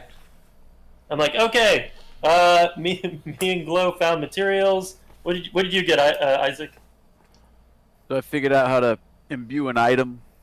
Oh, beautiful. I know about a little bit about imbuements. Maybe we should team up on that. Yeah, and I realize that it might be kind of hard to find, a magical foci. Anyone have any details on foci? Well, Glow pulls out her staff and she's just like, well, I have this guy, but I don't think we can use it. How about you? Well, Did we not? That's what I say. Did we not find anything in this pile that they gave us that we could use to imbue magic in? No. Well, you might be able to use that staff. Did we try using the staff? Oh well, I need the staff because I need it. Did you find anything on your network? Well, a lot of people are like really rude, so I just blocked them. But then there were some people who actually have arcane objects, so I'm gonna ask them to give them to me. Perfect. That sounds good. That would be great. Then we wouldn't have to spend money on any of them. All right. Yeah. So I guess we know what our tasks are gonna be, and we'll share them. Okay. Roll me a d4, Alanis, or Nala. Thank you. I just want to put out there that I officially didn't call her the wrong name. You have a rod. Okay. An arcane focus rod from one of your followers from the campus. This is perfect. We can use this. We just have to imbue it with magic What now. do I do with this rod? That's what we'll split up and figure out right now. So I guess we're doing our last week, right? Yeah, it's like a baton, the cheerleader baton size. It's like long, but not long enough. Yeah, it's like a Harry Potter one. That's what I said. Yeah, it would probably be like, A not- rod? like- No, there's wands in the game. It'd be like 3 feet Oh, long, true. right? Yeah, like a something rod. like that. Yeah, I just meant like that'd be roughly the size, but yeah, fair enough. Yeah, so you have that. Okay. All right. So I turn to Isaac. Okay, Isaac, we got the foci. Now we just need to imbue it. Why don't we work on doing that? Sounds good to me. We're trying to use some necromancy. You're sure. We can use You some necromancy. We can use some of my magic too, and we'll make it work. Yeah, we're trying to animate this object, right? Yeah. So I guess, and I do a lot of like healing stuff, and we can make it work. Yeah. All right. So they're the imbuement team. Team imbuement. I'm gonna focus purely on building it, I guess, Okay. at this point, yeah. and then a lot. See, now you're making So Nala God damn is it. Nala, Nala. Nala is gonna be working on trying to make sure people show up to Ooh. Hey, that's a good idea. the actual thing. Fuck, That's that actually is a great good. idea. Oh my And God, they- she has and the they- network. Yeah, They she vote for does. us. Yeah. bitches. Vote for us. Hi, bitches. All right. It's your girl, That's Nala. that is so good. I don't even know how this is gonna go. So why don't Nala roll Nala. performance for her Canary Network? 18. Nice. That's good. Okay. So you see a lot of likes and what do we just call it? They're not tweets. Rechirping. Chirps. Rechirps. Rechirp. A lot of rechirps happening. Yeah, guys, Ashencroft Fair of Imagination, Innovation, and Ingenuity, or the fee. Hashtag fee. Y'all, it's gonna be so fire. Everyone's gotta be there. Like, it's gonna be amazing. And guess who's gonna be there? Me. Okay. Am I channeling Larsa? Am I doing that? I guess so. I don't want to talk about Larsa. All right, so Rin, you're gonna start building this thing, which I would say that you're referencing it as you're building it. So roll me.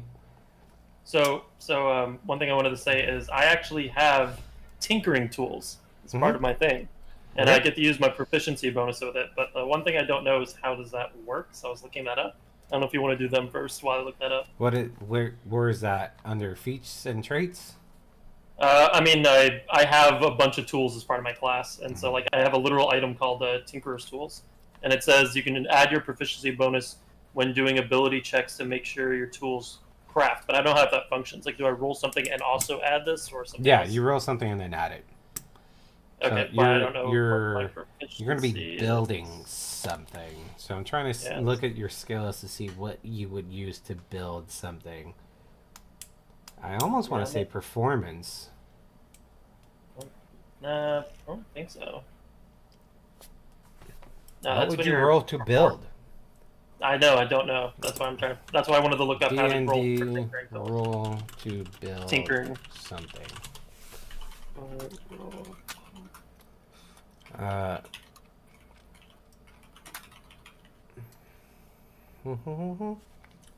D&D making items with tinkering tools. Let's see. So strength, athletics to lift or hammer things. Sleight of hand. Sleight of hand.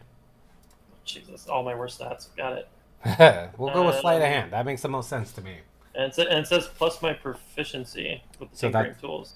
Yeah, whatever that is. So that's 2. That's the part that's I don't know. 2. Proficiency bonus is right in between walking speed and your attributes.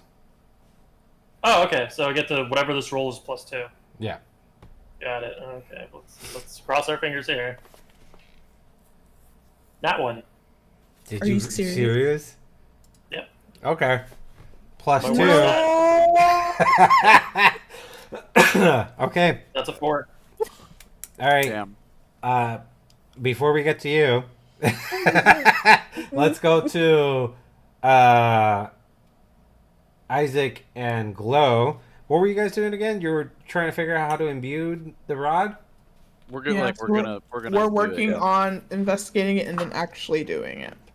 Okay. One of you roll me investigation, the other one roll me arcana. Whoever wants. I have +4 on arcana. I have +5. Okay, I have +4 on investigation, so you'll take arcana and I'll take investigation. I have +5 on both, so either way. I have +4 on both. So what a fucking nerd. +5 on investigation and +5 on arcana. Not me. you can do arcana, I'll do investigation. Does that sound good? Yeah. Okay. Please. 18. 8. Okay. You're reading the book that he has about imbuing magic into an item to use as a power source. And it's kind of going over your head because you're just like, I've never had to do anything like this before. But I think What if me going to school? Right. It's you think it has something to do with just writing a formula, channeling the magic through that formula, and then you kind of ends there. You don't really understand it. Meanwhile, Isaac, you rolled an 18. Mm-hmm. Yeah, you start writing down a formula that makes sense to you. The only thing you need to pick is the spell that you want to imbue onto this rod to power it.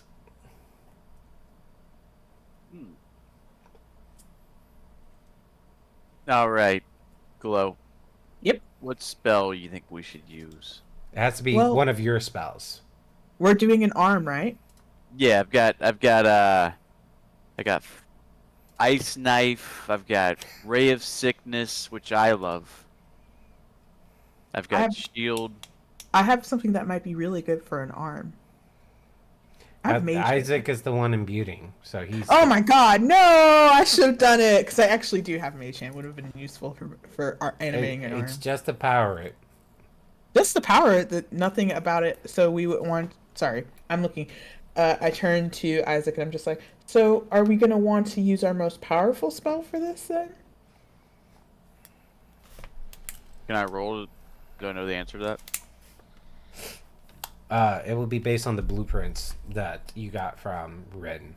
So you would be rolling separately from the book. So yeah, you can roll me investigation or whatever it is that you roll to learn about the blueprints. 21. 21. Okay. So what was the question?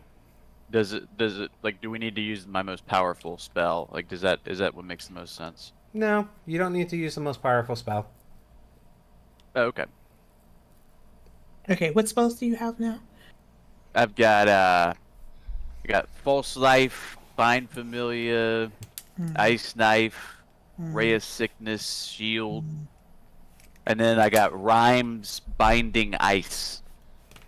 I'm not sure. I think you should make a decision here. Let's do Ray of Sickness. Is that your favorite spell? That's my favorite. Okay. Great. So you do it. Within your second week, you imbued this rod with Ray of Sickness. And it's now given to Rin as a source of power. Rin, with your Nat 1, you build... Oh my god. You build another arm, and your confidence level of this arm is pretty low, but you also know you have to fail a few times before you succeed. So you're like, okay, let's just see what happens when I put the source of power in here. So why don't you describe to me how you're trying to incorporate this rod into the arm? So I guess my thought is I would treat, since it's a long rod, I would treat it like almost like the bone in the arm, so it'd be at the center, running down the length, and then the scrap metal and everything else is built around it. So like it's almost like the core of the whole arm.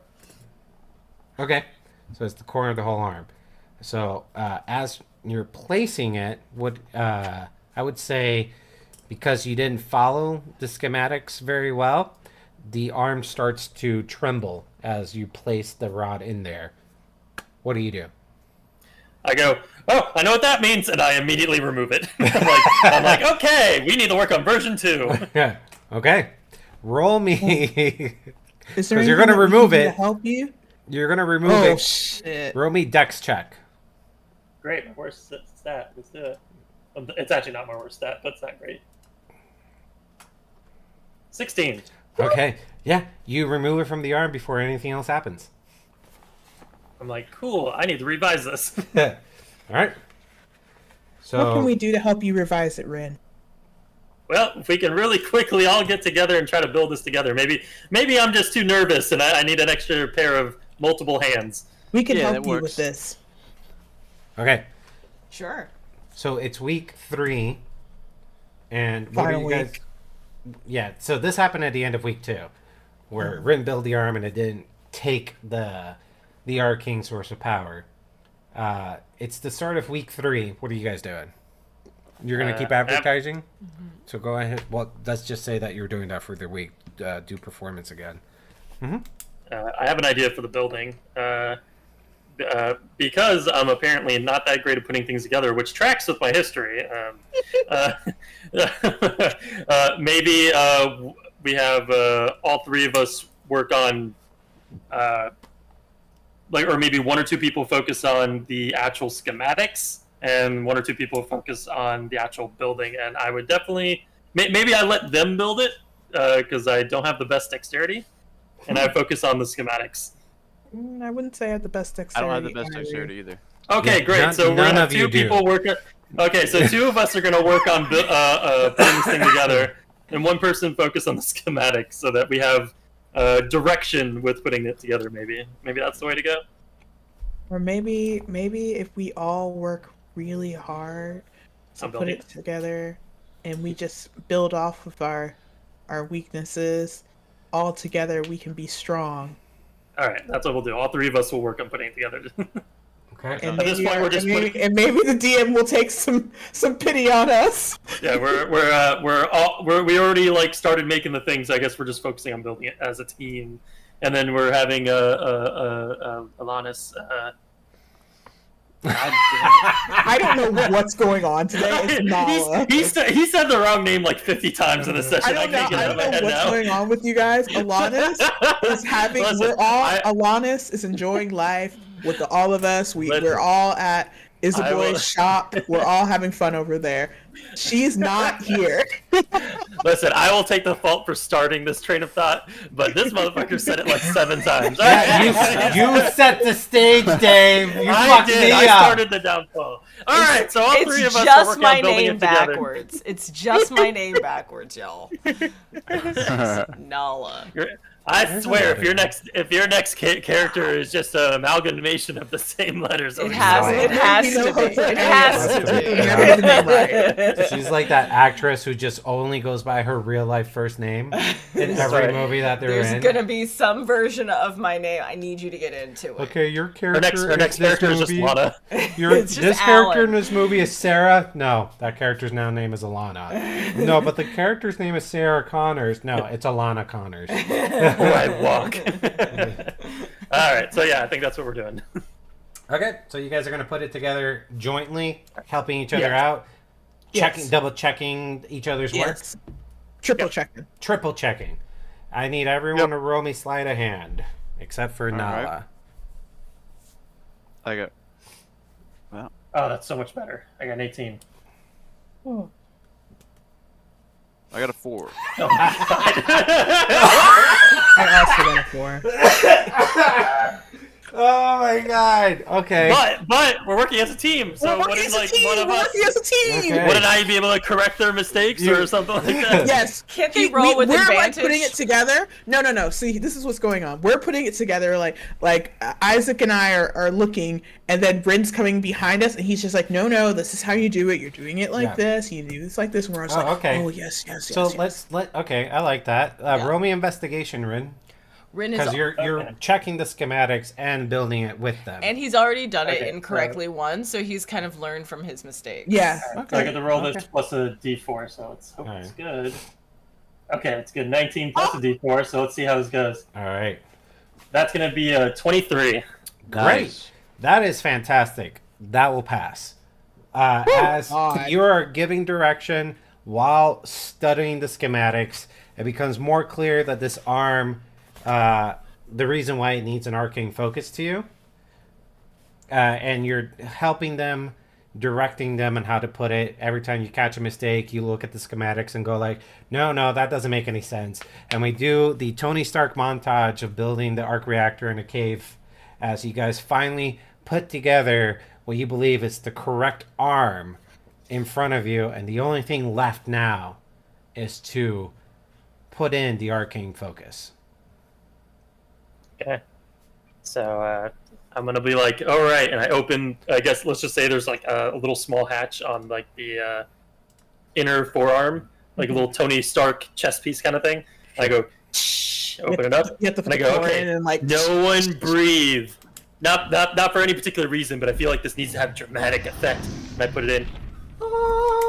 And then close it. Wow. So that's exactly what happens. It starts to tremble a little bit, and then it lights up, and it does the Tony Stark chewing sound effect as it turns on. And I just rolled for 2 John to see how he did with his poem. He rolled a nat 20. On his last one. He wrote an Iliad. Yeah. He wrote an epic poem. On his last one, he rolled a nat 20. Okay, great.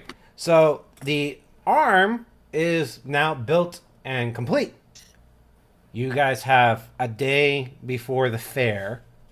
I think, doesn't she need to roll for the crowd? Or the... She did. Did she already do that? Oh, Yeah, she she did? got a Oh, sorry. 16. Yeah, she got a 16. Sorry, my bad. I missed that. Yeah. I'm sorry. Mispronouncing my name. I was too stressed out. I was too stressed out by my nat 1. Okay, and then 1... So I guess I'm going to say that, like, I remove my current arm. The robotic arm I already have that's, like, very, like, hillbilly slapped together. I detach that, attach the new arm, and I wrap it in cloth so it's, like, hidden, so it's kind of, like, revealing. And be like, haha, and unwrap it. Okay. So, you know, after studying the schematics, that this arm could do something as long as you focus on it. So why don't you roll me Arcana, just this one time, to focus on the arm itself. Okay. 18. Wow. Okay, Nice. great. So you wrap it, you put it on, brand new arm, never looked better, right? The other arm looked like a little bit like a robotic skeleton, just because you built it to replace the arm you blew off. This one's got some metal sheet and padding around it, so it looks a little bit more whole. Still looks kind of robotic. Almost Iron Man-esque. Iron, kind of, yeah. But I'm gonna repost my picture because I imagine this is what my arm actually looks like Right. now. And as you focus, your arm starts to transform. Your hand kind of detaches and goes directly underneath your forearm. And then the arcane focus that you install in it extends outward, and a handle pops out underneath where your hand is now, which is over here. And you have a built in gun that can shoot one shot. Wow. Hey, guys, we're geniuses. Hooray! Yeah! Yeah. Way to go, team. Wow. We did amazing, you Way to guys. go. Wow. I look at all of you and I get a little teary-eyed and I go, I couldn't have done this without you guys. And I go in for a hug and like I purposely reach extra far out to try to pull the definitely like neglected one to come in as well. Like, come We on, did Nala. amazing. Come on, Nala. Come on, We're come on. going Join to- the hug. Join the hug. I push We're gonna everyone get towards out her of to the force her park into the hug. tomorrow. Yay! So, Dave, we're gonna have to talk about the rules about your new gun hand. Sure, no problem. So we'll do that after this session. But now you have a mechanical arm that can transform into a gun. Sweet. All right, it's the day before the fair. What are your guys' plans? Okay, I turn everyone. Okay, you guys. We have the product. Now we need to make the presentation amazing. I'm thinking, we gotta make sure the vibe's there. We gotta make sure that like the crowd's just like, wow. How can we do that? Well, what Well, are then we we gotta have something he shoots. He's gotta shoot something. But also, He can shoot something off the top of my head. I got an idea. What if, I mean, I feel like this at the end of the day was kind of for me. So what if we have like almost like an introductory act where we all show off our skills and then we have the final presentation. You shooting your new gun arm. So what if you guys use your magic to make a target for me? Because then it'll be like extra spectacular. Well, let's see what I have. You should shoot it off the top of my head. Listen, Isaac, I love you, but I also don't want to be I haven't actually target shot this before, and I don't know if you might miss a head. John looks up from his poem notebook, and he's like, "You should at least try to shoot it once. It's only safe thing to do." And he goes back to his poem notebook. Chuyan, he's like a fountain of knowledge. He's absolutely right. So, I guess since he said that, I'll just be like, I'm gonna spend the time before the festival practicing with it. Sure, you could do that. How are you going to practice with it? I'm going to shoot at targets. I don't. Did you say how often I can shoot it, or is this just gonna be like? Well, I can cast light, and you can touch one. You can. No. So you're going to forget go about into that. the training room to Yeah. practice shoot it? Okay. Yeah, practice shoot it, and like also like make some fine tuning adjustments on it, and make it pretty. Also, like maybe give it a paint job and all that. Great. Well, I can do ice knife. Maybe he could shoot the ice knife. Yeah. Like out from the air, or? Yeah, Let's let's not make this too difficult. we could fling it at him, and as it's coming towards me, shoots it. I She's mean, a still object. So what you other can- spells do you have? Okay. So before we go any further, Rin, you go to the training room next door. You transform your arm so that way your hand is underneath your forearm. Barrel pops out from your hand. You take aim to one of the target dummies and you shoot. You shoot one shot and you're out of ammo. Okay, so I spend the rest of the day making more ammo for it, I guess. So I'm Right. prepped for this festival. I don't know if it's. Hold on. Well, that's why I was asking how often I gotta shoot it and when's Yeah. the festival. Hold on. I'm gonna look up the guns rules real quick. to see what are the type of weapons that you can. Where is it? There's actually Firearms. a bunch. Yep. So you would have to spend some time to create ammo for the weapon. You can use the scrap metal that you can find to create the bullets. The arcane is acting as the gunpowder that ejects the bullets out from the barrel, and you can only load one shot at a time. Got it. So I guess I'll spend my time making us a few bullets so that just I'm prepared, and cleaning and painting it. Yeah. So you can make 10 at most. So why don't Want me to you roll for that? Yeah, roll me a sleight of hand, and if you get like 18, you get 10. Okay. Sleight of hand. You know how this goes. 15? It's not bad. That's not bad. I'll give you 6.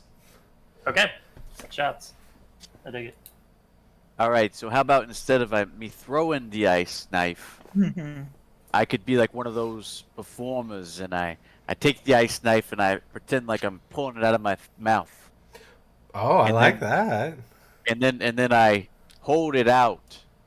If he shoots my arm off, I guess it happens. But I can make it kind of levitate above my hand. He really wants me to shoot him. No, it's gonna be above my hand. Above my hand. Okay. Like floating? Yeah, like floating. Yeah. Okay, that's slightly better. Wait. I could use Mage Hand to grab it. Ah, that there, yeah. actually I feel like, so much I better with that. I can pull it out, hand it to you. Your mage hand can swoop over and grab it from me. And then I'm holding it out with the Mage Hand, so no one he's not shooting at anyone's actual arm. Rin Yeah. is noticeably way more comfortable with this. Okay. Great idea, Glow. What about you? Are you contributing to the performance? I'm. Ooh, you can be the announcer. I mean, if you want. Or do some Sure. spells. No. What do you want to do? What do you want to do? Sorry, I interjected. I don't know if it's gonna work with what you guys are doing. Tell us. I like the way you laugh. Let's do this. I don't know what it is. Let's do it. I could use my disguise self and just start morphing into a lot of different types or versions of myself with different objects that are completely see-through for anybody who's looking closely. So it'll be a little illusion. And you can shoot at that. Wait, shoot at an illusion of you? Or disguise self? An to version of you? illusion objects on me. So I could make like a hat, I could make a scarf, I could do something like with my body so that maybe I have like extra long fingers or something. I have an idea of how to implement that, because I think the point of the mage hand was so I wasn't shooting at someone, Yeah, just in case that's it goes the- horribly wrong. But what if you did your illusion to add to the hand, like put an illusionary top hat on it, so now my target's also bigger. I just don't know if I can cast it on something else that's not me. You make think the one yourself, thing that we want- including your we want- clothing. This is just on you. Right, so it's just on The one me. thing that we want to do is prevent actually putting someone near it, because I imagine we would lose pretty horribly if I shoot it and they go, "Wow, it works so well," and then a body explodes in front of them. Yeah. So that's the one thing I'm like trying to avoid. Do you have any other spells that we can use, maybe? Nothing that doesn't involve me doing something with your brain. Okay.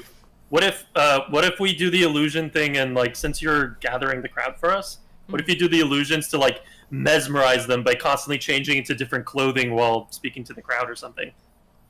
Like, do a bit of showmanship with it. Oh, like an outfit change kind of act. Quick change. kind of like you change. With, I like, mean, your obviously, I would announcement. be doing that anyway, but yeah, absolutely, I could do that. Okay. Yeah, because like I'm down to try anything, but I think the main point here is not to shoot at someone. They might be bad. So I can. So I don't even know what the damage on this thing is yet. So I will announce things, but I'm obviously not going to be super excited about it. And then. Well, we kind of need you to be a little excited about it. No, I got it. I'm gonna get into her brain. I go, Nala. What if? Because I know you don't really care. No. What if you directed that at not caring about our competition? Well, I mean- I don't care about them either. Yeah, so focus on talking Perfect. about that. I mean, Nala, we're going They're all against inferior you to know, you. like Mel and Up and everyone, and I don't want to lose to them. Mm-hmm. Imagine what might happen if we lose to them. You'll never hear the end of it. Yeah, you should make it so everyone else looks terrible compared to your group. Yeah, but it's not cool to look like you care a lot about something. So It is cool. Yeah, if but you know you what'll be guys win cool? 50,000 gold. What'll be Who? cool is when you can tell Belle Who? that you're way better. Belle? Yeah, because we're trying to be better than her group. Yeah, we want to destroy them.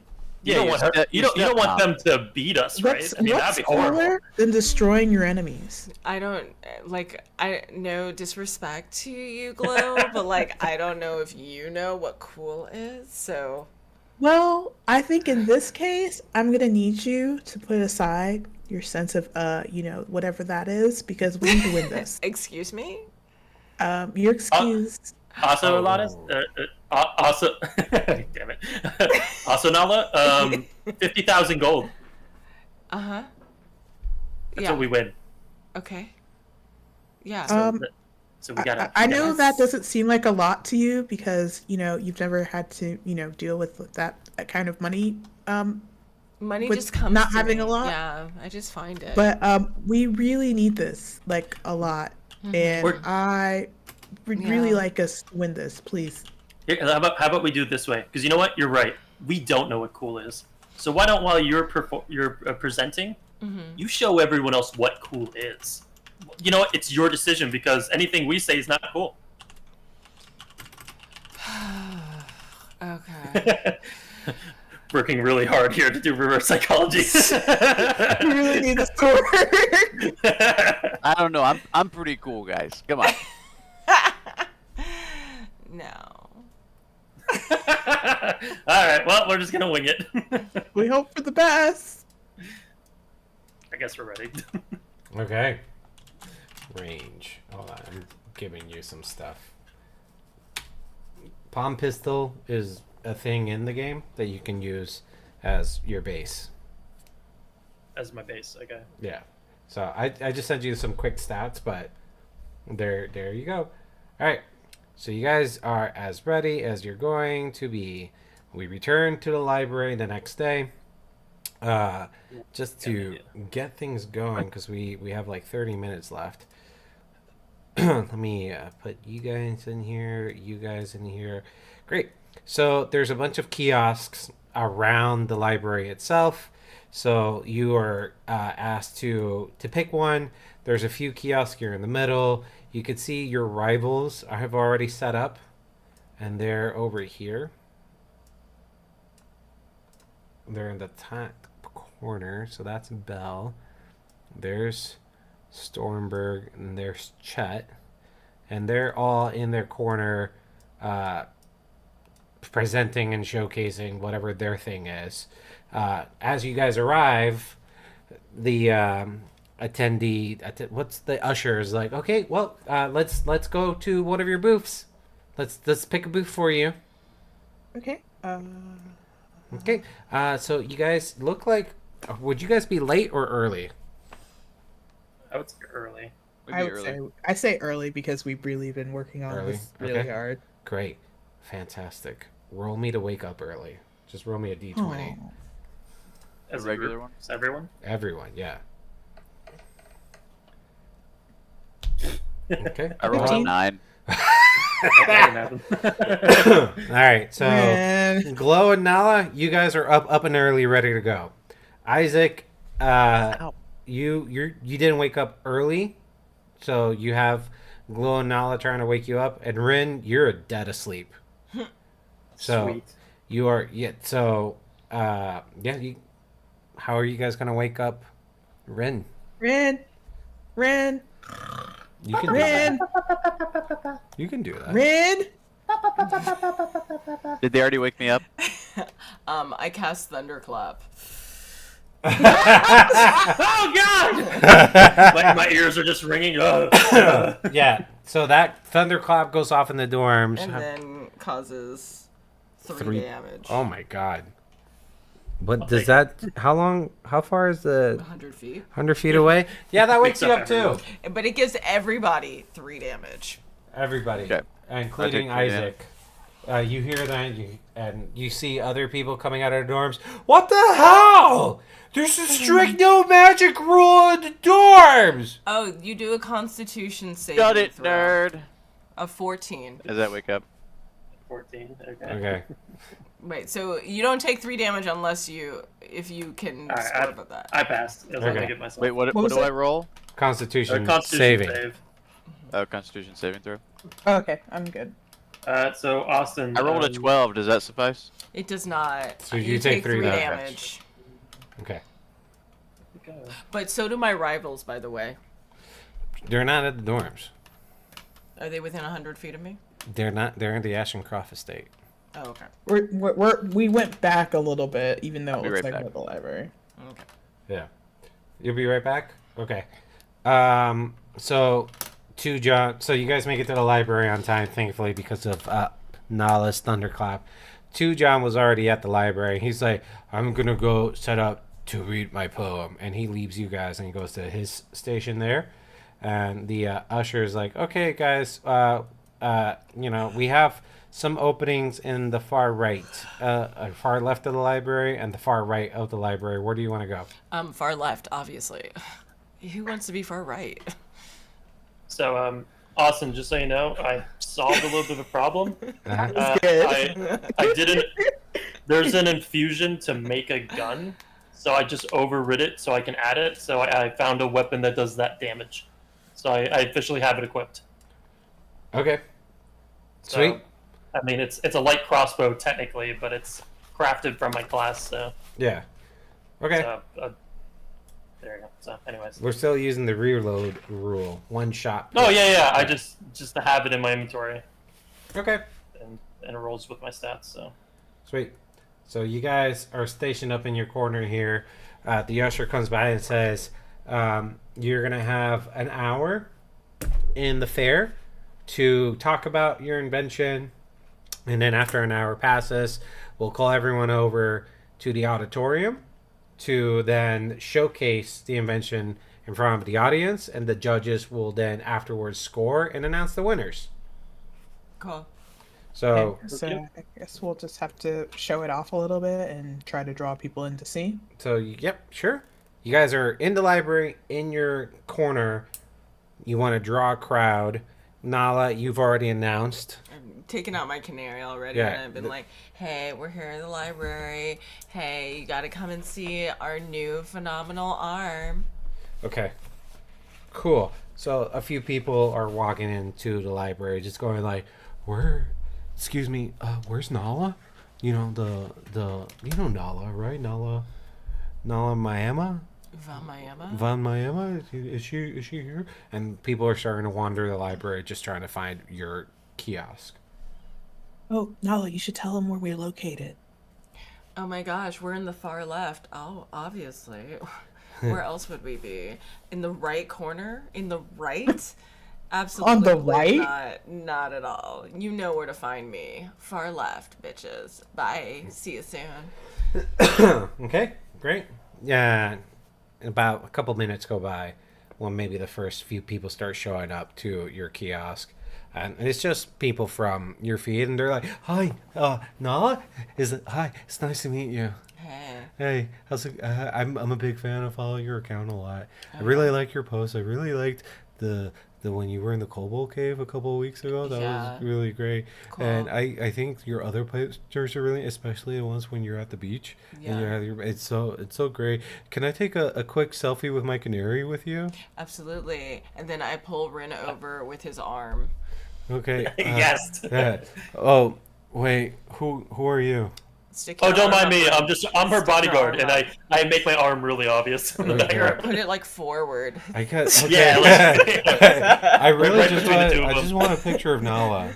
I don't yeah. know you. Yeah. Oh, you're with there's me. someone else. You're There's with someone else me. coming. You better get your picture quick. Here we Okay. go. I guess I don't have a choice. And he quickly takes a picture of Nala, and he's like, "Okay, great, thanks. Can I put tag a you in bomb it?" Yeah, please. Okay, great. Yeah, make sure you also tag the fair. Hashtag Afi. So, great. Your canary lightens up with a notification from that one pants post. Great. You're not gonna look at it? Oh, I guess I'll look at it. Okay. Great. You take a look at it. Yeah. And he posts, and he put a bunch of like stickers and drawings on top of Redden to block him out. So that way it's just it's just him and you in the photo. Did he cover me up too? Because I photobombed. Did you? Yeah, I think you're far enough behind. Rin was a part of the picture, and I think he was just going to try and cover him out. Okay, great. Thanks, Nella. Bye. And he leaves. Another one shows up. Hi, Nella. How's it going? I can't believe people are showing up here and they're not even wanting to see what I worked so hard on creating for the past 3 weeks. I did this. I did it. I stand behind her, and I'm just like nodding my head. You see the dean walk by you guys. Let me put the dean over here.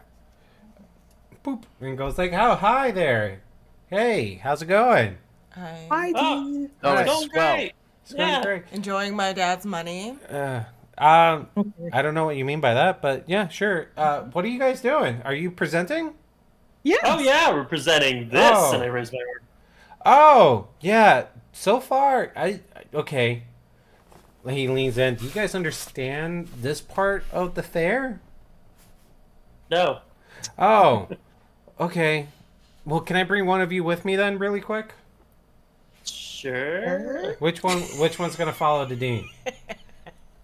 I guess Glow's. All right, Glow. Follow the dean. All right. There Glow. I guess I'll just stand over here I got it, posing, I and I got just it, keep I doing got like it. different superhero poses. Okay. Yes. Dean. Okay, so there's a huge crowd. You can't see it. But let's just pretend there's a huge crowd here. And you can hear Chet being like, come on, see the invention of the century. Nothing like this has ever existed before. And you see Stormberg, yes, with my ingenuity, magic, and technology, we've made something infallible. Stay tuned and visit us to the auditorium. And you see Belle kind of playing her instrument, really exemplifying what they're saying.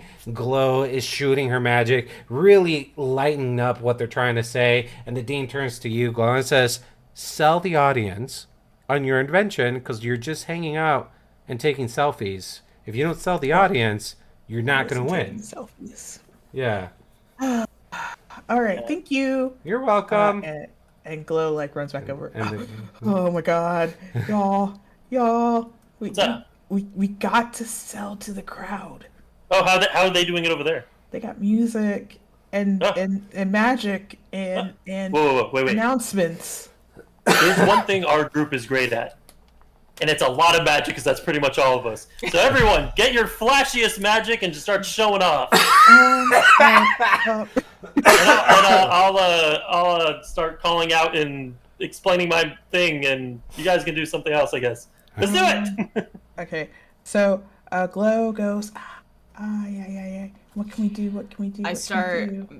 I do my message cantrip to everyone that I see. one by one. One by one. I just start pointing at them and said, you will come to the auditorium and you will like our arm.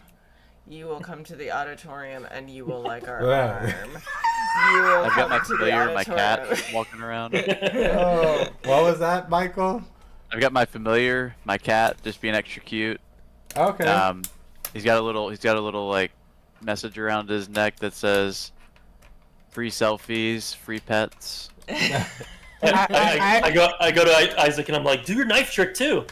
Yeah, and I'm doing the knife trick, but I don't want to do the actual trick that I'm gonna do in the show.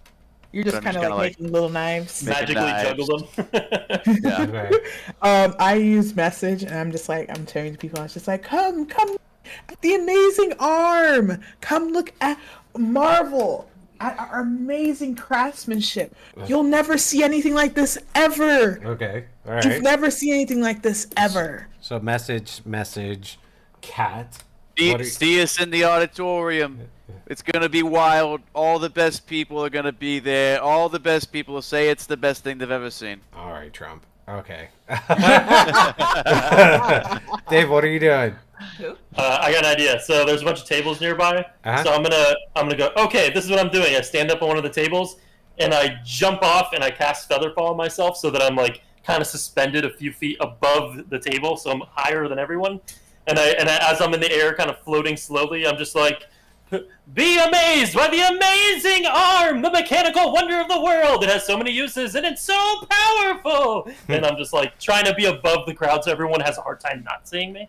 Okay. Come see the amazing arm. You'll want and I shoot a firebolt into the air. Okay. Come to the auditorium, see the arm. Come All to right. the auditorium. One of you roll performance. Oh, I have +4 on performance. That's It's probably not you gonna. then. Yeah, do it. Not me. I think. Help me, Do you have friends. +4? Help me. I mean, we're technically all doing this together. Would she get advantage? Sure. Yeah. Sweet. Yeah, they do Double too. one. So it's not like it, Yeah. Oh, Hell yeah. not 20. Okay. A few people start showing up, and they're like, "Oh, hi, Nala. I saw your message. Whoa, is that a mechanical arm?" Other people are like, "Who's a good kitty? Whoa, that guy's floating." They see the firebolt going off, so a small crowd of people start forming around you. It's now been 55 minutes, and you hear 5 more minutes before contestants are summoned into the auditorium. Thank you, 5. That's a theater thing. Thank you, 5? You say thank you, 5? Thank you, 5. Okay. All right. 5 more minutes. 5 more minutes. Thank you, 5. That gives us inspiration since you guys knew that. So, what are you guys doing? You got 5 more minutes before you have to go to the auditorium. What can we do that's like one last like? Taking a look at my spells real quick. I Yeah, make I'm looking at my myself spells. instantly taller with disguise anyone have- self. Okay. Go Hold on. ahead. So I make myself super tall, like 10 feet tall. I don't know how tall the Sure, building is. yeah, But okay. so it's like just short of the ceiling, everything. And I say, and my voice is suddenly louder, and I say, "Auditorium, see the magic arm. Be there or be not there." Okay. Great. Whatever. I'm brilliant. And then I change But back. while she's there to make her like more amazing, I do Thorn Whip in the air, so it's like wiggling behind her, so it's like drawing people's attention like a wacky flailing arm. And I cast light on the table that's right below Ren, where he's like floating above, so it starts like glowing like this like soft gold color. And it's like the soft glow, and then the wiggling, and her being like, "Be there or be square." That's not what I said. Or- Roll me performance with advantage. We'll roll one more time. 16 still good. Okay. Oh, That's even mwah. better. Okay, great. Nice. There's a lot of people going like, "Oh yeah, magical arm. Oh yeah." So I will say with your performance scores, people are aware of this magical arm of yours, and a small crowd originating from your side starts to funnel into the auditorium, and you can hear the murmurs of like, "I wonder what this magical arm thing is. I don't know. I keep hearing it in my head, and I just like it was really annoying. But then this lady started to float, and she had like wiggly things in the back with the light. Oh yeah, Peter, I know what you're talking about." So you can hear the murmurs of people talking about the magical arm as they start funneling into the auditorium. Yeah. All right. So. Alright, I guess we gotta go backstage. Yeah. So just bring your characters up to the auditorium, and we'll take turns allowing you guys to present your inventions. There's a few other groups who went ahead of you guys. Nothing too impressive. There's one who had a barrel of holding instead of a bag of holding. That's kind of cool. You know, it does the same thing, but it takes up more space. You can't carry it like a bag of holding. Like a storage unit. Right. As they're going off, I look I look at you guys. I'm like, I pull out my actual bag of holding, and I was like, I feel like that's a downgrade. Well, There's- I mean, I guess we don't just need to take it anywhere soon. There's someone who presents the sets up what he's about to present. If you've heard of the immovable rod, well, this was the never stopping rod, and the moment he turns it on, it just shoots away into the sky. And he's like, that was the only one I ever had. Like it's like a hole in like the top of the auditorium now. You're just like, oh. I see I have a little notebook coming out, and I'm like, I mean, it's a good idea, but it's a one-time use. And then some person who's like discovered a way to make a find chimera instead of find familiar, and he summons a cat dog. Where part of it the front of it's a cat and the back of it's a dog, but it's both the front of a cat or a dog. It's a little bit of cat dog. Yeah, a little bit of cat My dog. question is, how does it go to the bathroom? And then Two John is going to come up. The Chancellor, being center stage, is like, well, now we introduce to the stage Two John, who is going to read a poem. And people are just I go, woo, yeah! I start clapping. Great. Let's go, John. Thank you. This is my first poem. I hope you like it. And he speaks into the booming stick, which just exemplifies his voice into the auditorium. And he reads, in a meadow where the wildflowers bend and sway, there lies a ring of stone, old and gray. Each stone a silent sentinel of yore. Circles of portals, a mysterious door. Curious nose twitch and feral delight, sniffing the edge where day meets night. Whispers of the worlds where the unknown unflurs, sense of the cosmos in dizzy swirls. Pause at the threshold where breeze entwine, carrying tales of the edge of time. Hints of stardust, rain on Mars, the wooden scent of uncharted stars. Step through the veil where reality bends, following scents that twist and win. Each sniff a story, a breath a page, in the endless book of the cosmic stage. So sniff at the portal, let your dreams inhale. The universe beckons with its fragrant trail. For every scent is a path laid bare in the grand adventure of the midnight air. Thank you. And he closes his poem book. I immediately start crying. I'm just like, that was beautiful. Yeah. People don't clap when he's done. They just start snapping fingers. I'm crying profusely and snapping poorly. Yeah. But doing it above my head. And great. Wow, John, that was amazing. Thank you. I could really see that your literature degree came through. I don't know what you went to school for. Literature minor. Thank you. I'd worked not that hard on this. And he goes to take a seat. I say, great. Next, we're going to call up Rin and his group for the magic arm. Woo! Yay, and there's a clap. Yeah, magic arm. All right. You guys have center stage. Present, go. Do your thing. What's up, everyone? Oh my gosh. I love you, Darla! Ashencroft Fair of Imagination, Innovation, and Ingenuity. Okay. Hey, we're here because we have quite the invention to share with you today.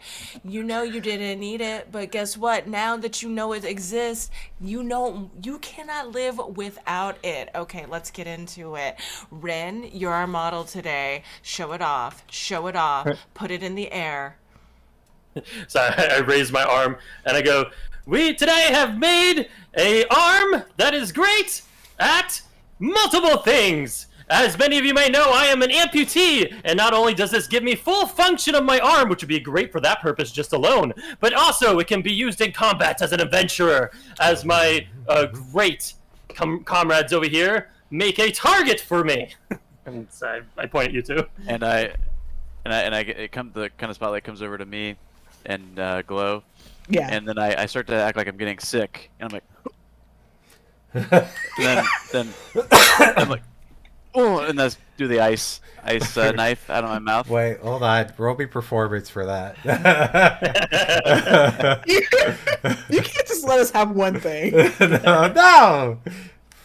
A nat 20, baby. Wow. It's so believable. It's unbelievable. People are I'm like over here, like, oh my god. the are people you who okay? know that that's just ice knife are chuckling. That was well done. The people who don't know, they're like, what? Oh, woo. And then I almost said his boy. Glow casts Mage Hand to take the knife, and and her Mage Hand just holds it away a little bit, and she's just like, Oh, okay. That's not special, so I'm not gonna have you roll anything for that. It's just more of That's like, alright. oh, cool, it's floating there. Now I will initiate adventurer mode, and I raise my arm, and all of a sudden the hand folds backwards. It does like the folding mechanisms, and you see the thing come out. And as it finishes, I wave it kind of around, aiming upward to be safe, so the whole crowd can see the arm. Okay. Ooh, Roll me performance for that with advantage, because no one in this world has ever seen a mechanical arm that transforms into a gun. okay, cool. My +0. Well, thank God for advantage. Let's see how this goes. Hell yeah, I got a 19 on one of them. 19. Okay, that's good. People are like, you hear gasp at first because they're shocked to see your mechanical arm transforms into a gun. And you start to hear the murmurs like, how did he know? What is going on? Oh my God. Ooh, and ahs around the audience. I will say, is it possible for me to cast light on the ice knife? Yeah, you could do that. I'm gonna cast light on the ice knife, so it's like glowing, like this, like pulsing blue light. Sure. I go, thank you, Glow, for making the target ever so radiant. So, like, pulsing blue light is specific, so roll me Arcana to see if that's exactly what it does, or if it's just, a constant light that's on. And I'm gonna say if he hits the target. 23. That works. It's a pulsing light, yeah? If he hits. It's like ooh, ooh. If I can't hear you very well because your mic's lower. If he hits the target, I'm going to use Firebolt as kind of like a fireworks. Oh, I'll have you roll Arcana for that too when it happens. Okay. Also, what I'm hoping will happen is when it hits the knife, it's just kind of like shimmery shatters. Yeah. It's just like ah. Yeah. Okay, cool. We'll see if all that happens. All right, Dave. So Yes. you're holding your arm in the air. Yep. So I go, and now I will do the presentation, and I slowly lower it and aim towards it, and then it does its like Iron Man, boom, boom, boom, boom, boom, boom, boom, Yeah. boom, and then I fire it at the target. Okay, great. Roll me a d20. It's not going to be hard to hit. Okay. Yeah, it's not moving, and I'm not that Yeah, it's far. not moving. Yeah, Okay, just a flat D20. just do me a flat d20. Yeah, Okay. Well, I got a 10. perfect. You hit it. Okay. The only way you would have good. fucked up if you rolled less than a 5. Okay. Well, that's good. I was gonna say I could have rolled a hit on the weapon, and it Yeah. would have had a +5 on default. No. Well, whatever. So you roll the hit. The bullet shatters the ice, and it does the little pulsating blue shimmers. And you're gonna do firebolt. Yeah. As soon as it makes contact, I do the Firebolt. Okay, go ahead and roll me Arcana to see if you can shoot fireball out like if it was fireballs, fireworks. The 13. 13 is good enough for me to say that you are able to focus your fireball to just look like Jubilee's mutant powers of fireworks coming out of your hand as it shatters. And people in the audience are like, oh. As it finishes, my hand and goes back to a hand, and then I reach in my bag, pull out a cup, pour some water, and just start sipping it with my pinky out, showing its functionality. It's like, And then oh. I bow. Yeah, we all start bowing. We all start. Oh. Yeah, round of applause. Wow. Whoa. Whoa. And then the chancellor walks up and it's like, very impressive, Rin. Rin and his magic arm, everyone. No. It is a group effort. Wow. Rin and his group and his magic arm. And their magic Good card. enough. Yeah. I love you, Nala. Woo. You did it. You built a magic arm, Nala. Yeah, I I did. Yeah. I raise her hand as if she was the winner. Like, yeah. Don't touch Yeah, me. taking advantage of her fans. Great. Of her fiends. All right. So you guys can now exit the stage. Yeah. Now pick your seats wherever you want. These are the judges, by the way. Oh, thanks. Someone's moving me. I Yeah. appreciate it. No problem. All right, great. Next, we're going to bring up Stormberg and his group of people, what he calls his servant friend. Okay, let's bring him up. Stormberg. That seems rude. Yeah. So Stormberg comes up first, and he's like, "Ladies and gentlemen, races of all kinds, what I am about to showcase here is not a student project, but a labor of love. Too long have we slaved in the fields to provide for the common man, to the point where we become decrepit and injured by performing the mere task of providing for society.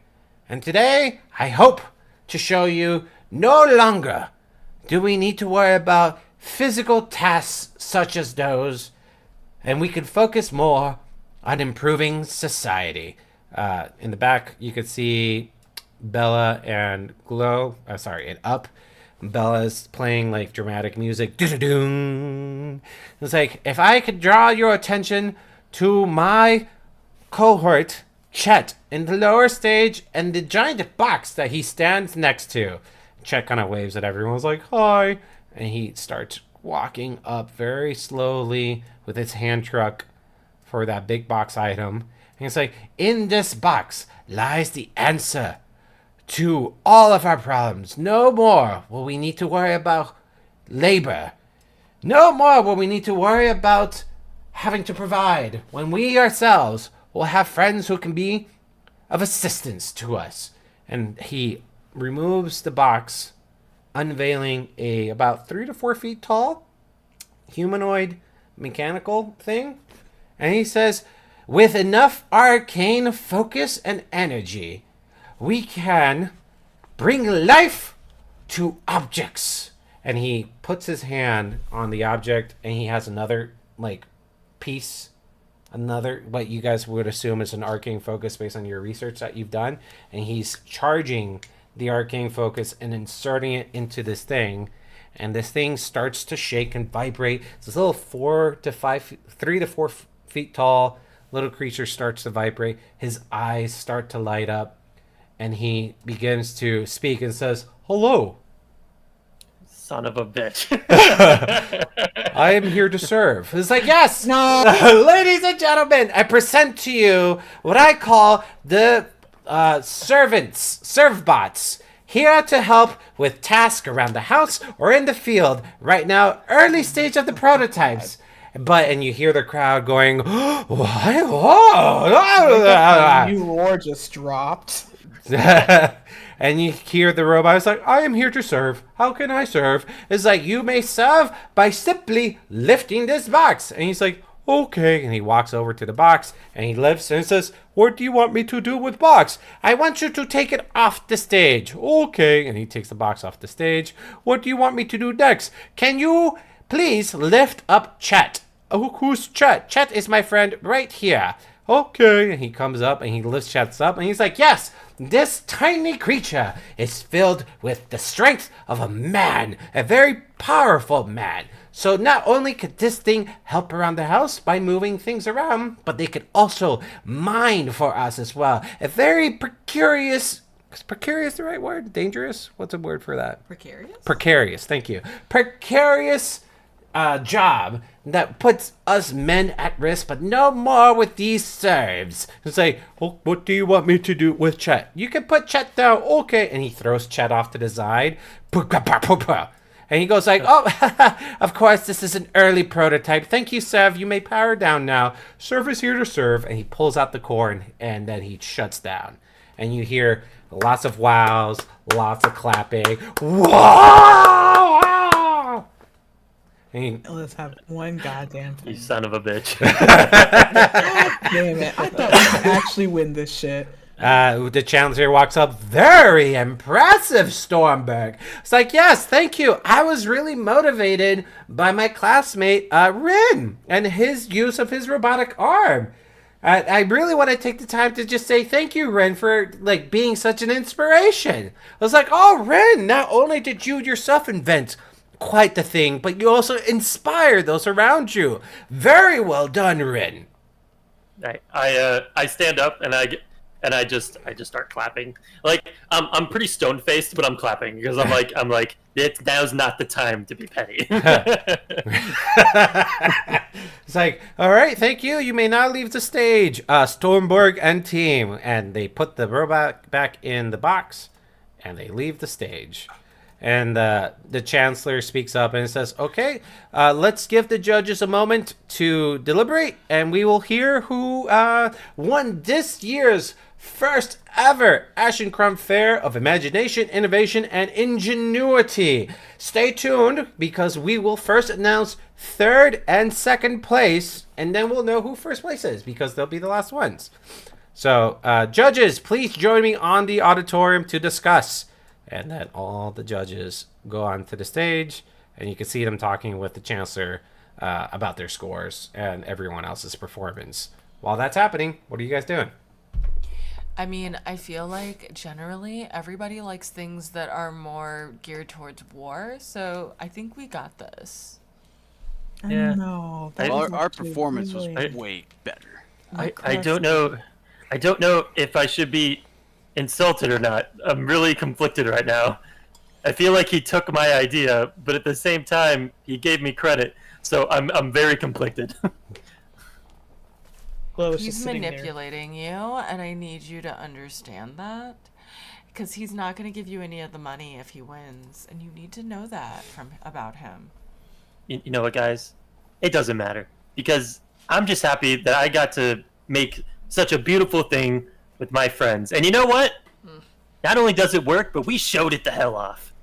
Yeah, the performance was way better than this. Way better. Performance was pretty I mean, good. I will probably cry about this later, but I feel like we won. We won in my heart. Okay. We So, did good, you guys. Stormberg, what's up to you guys?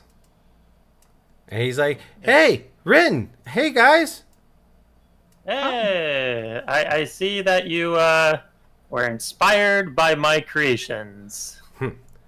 Chet walks up right behind him, and he's like, hey, yeah, God, Stormberg wouldn't stop talking about what an influence you've been on him. Yeah, Stormberg, yeah, Rin, I'm really impressed with how you're able to manipulate mechanics and magic together into a single thing. It's unlike anything I've ever seen before. I appreciate that. Yeah, and your use of magic to empower it was a clever idea. Yeah. Yeah, I really like your arm. It's like I wish there was more we could do and explore to see what else it could do besides turning into a gun. But you would solve so many problems for people who have lost limbs during accidents.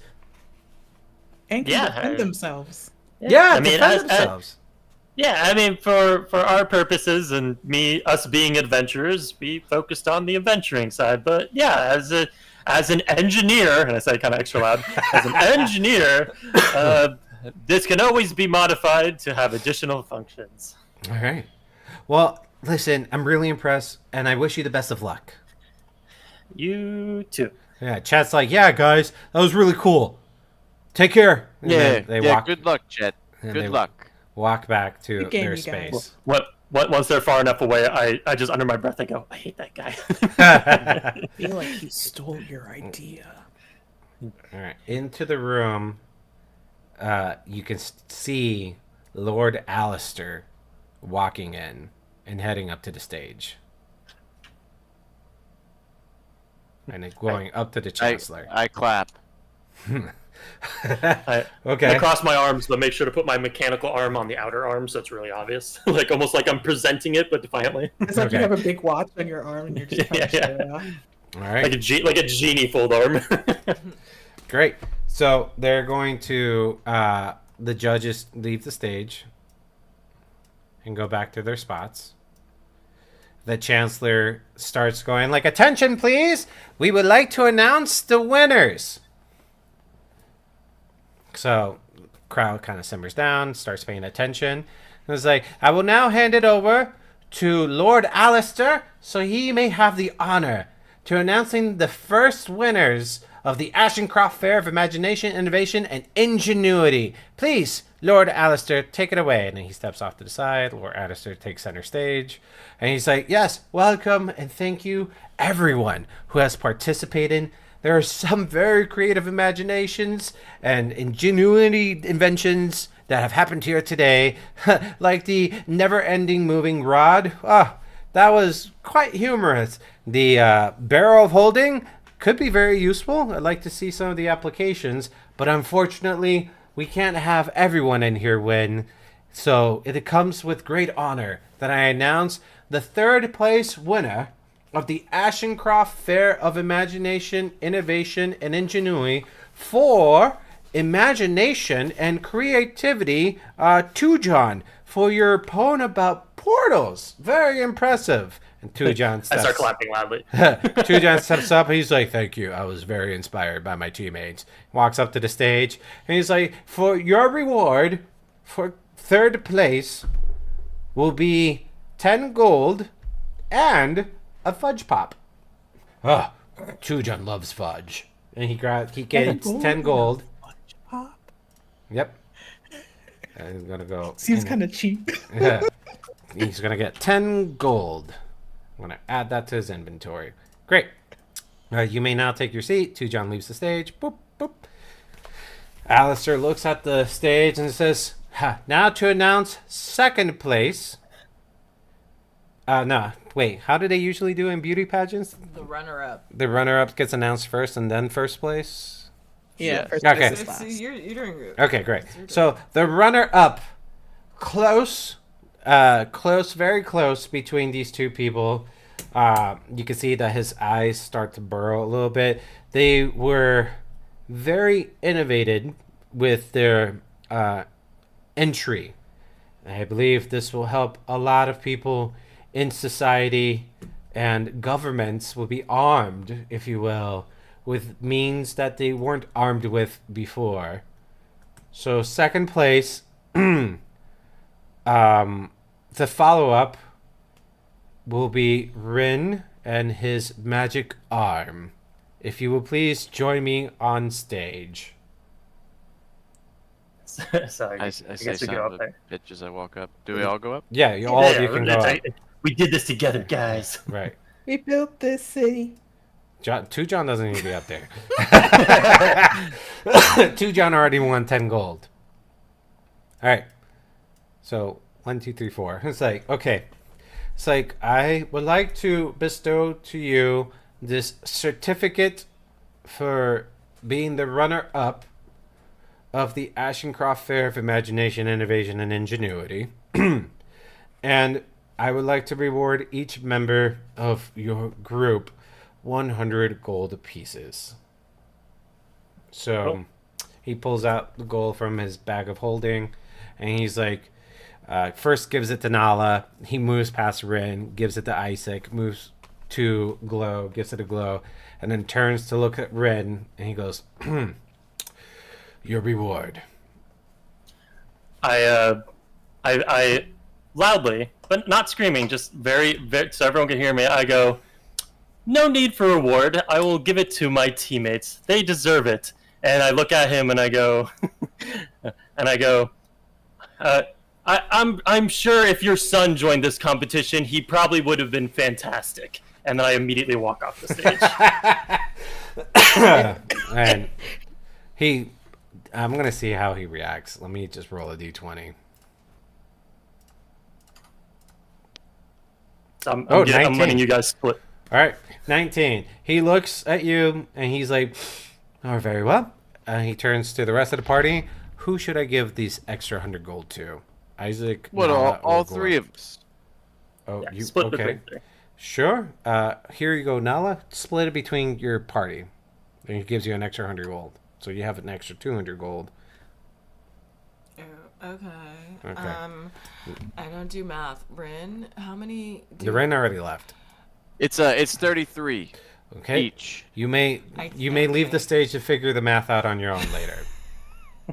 33 is 1 gold left over. 30. Once again. Okay. Here's Overload. 33 You should give me gold. the extra piece. And finally, Okay. the first place winners, without a doubt, truly introducing something astonishing and essentially creating life from nothing, truly challenging and changing the world of labor in our future. Stormberg and his creative group, please come on board. And all of them come up.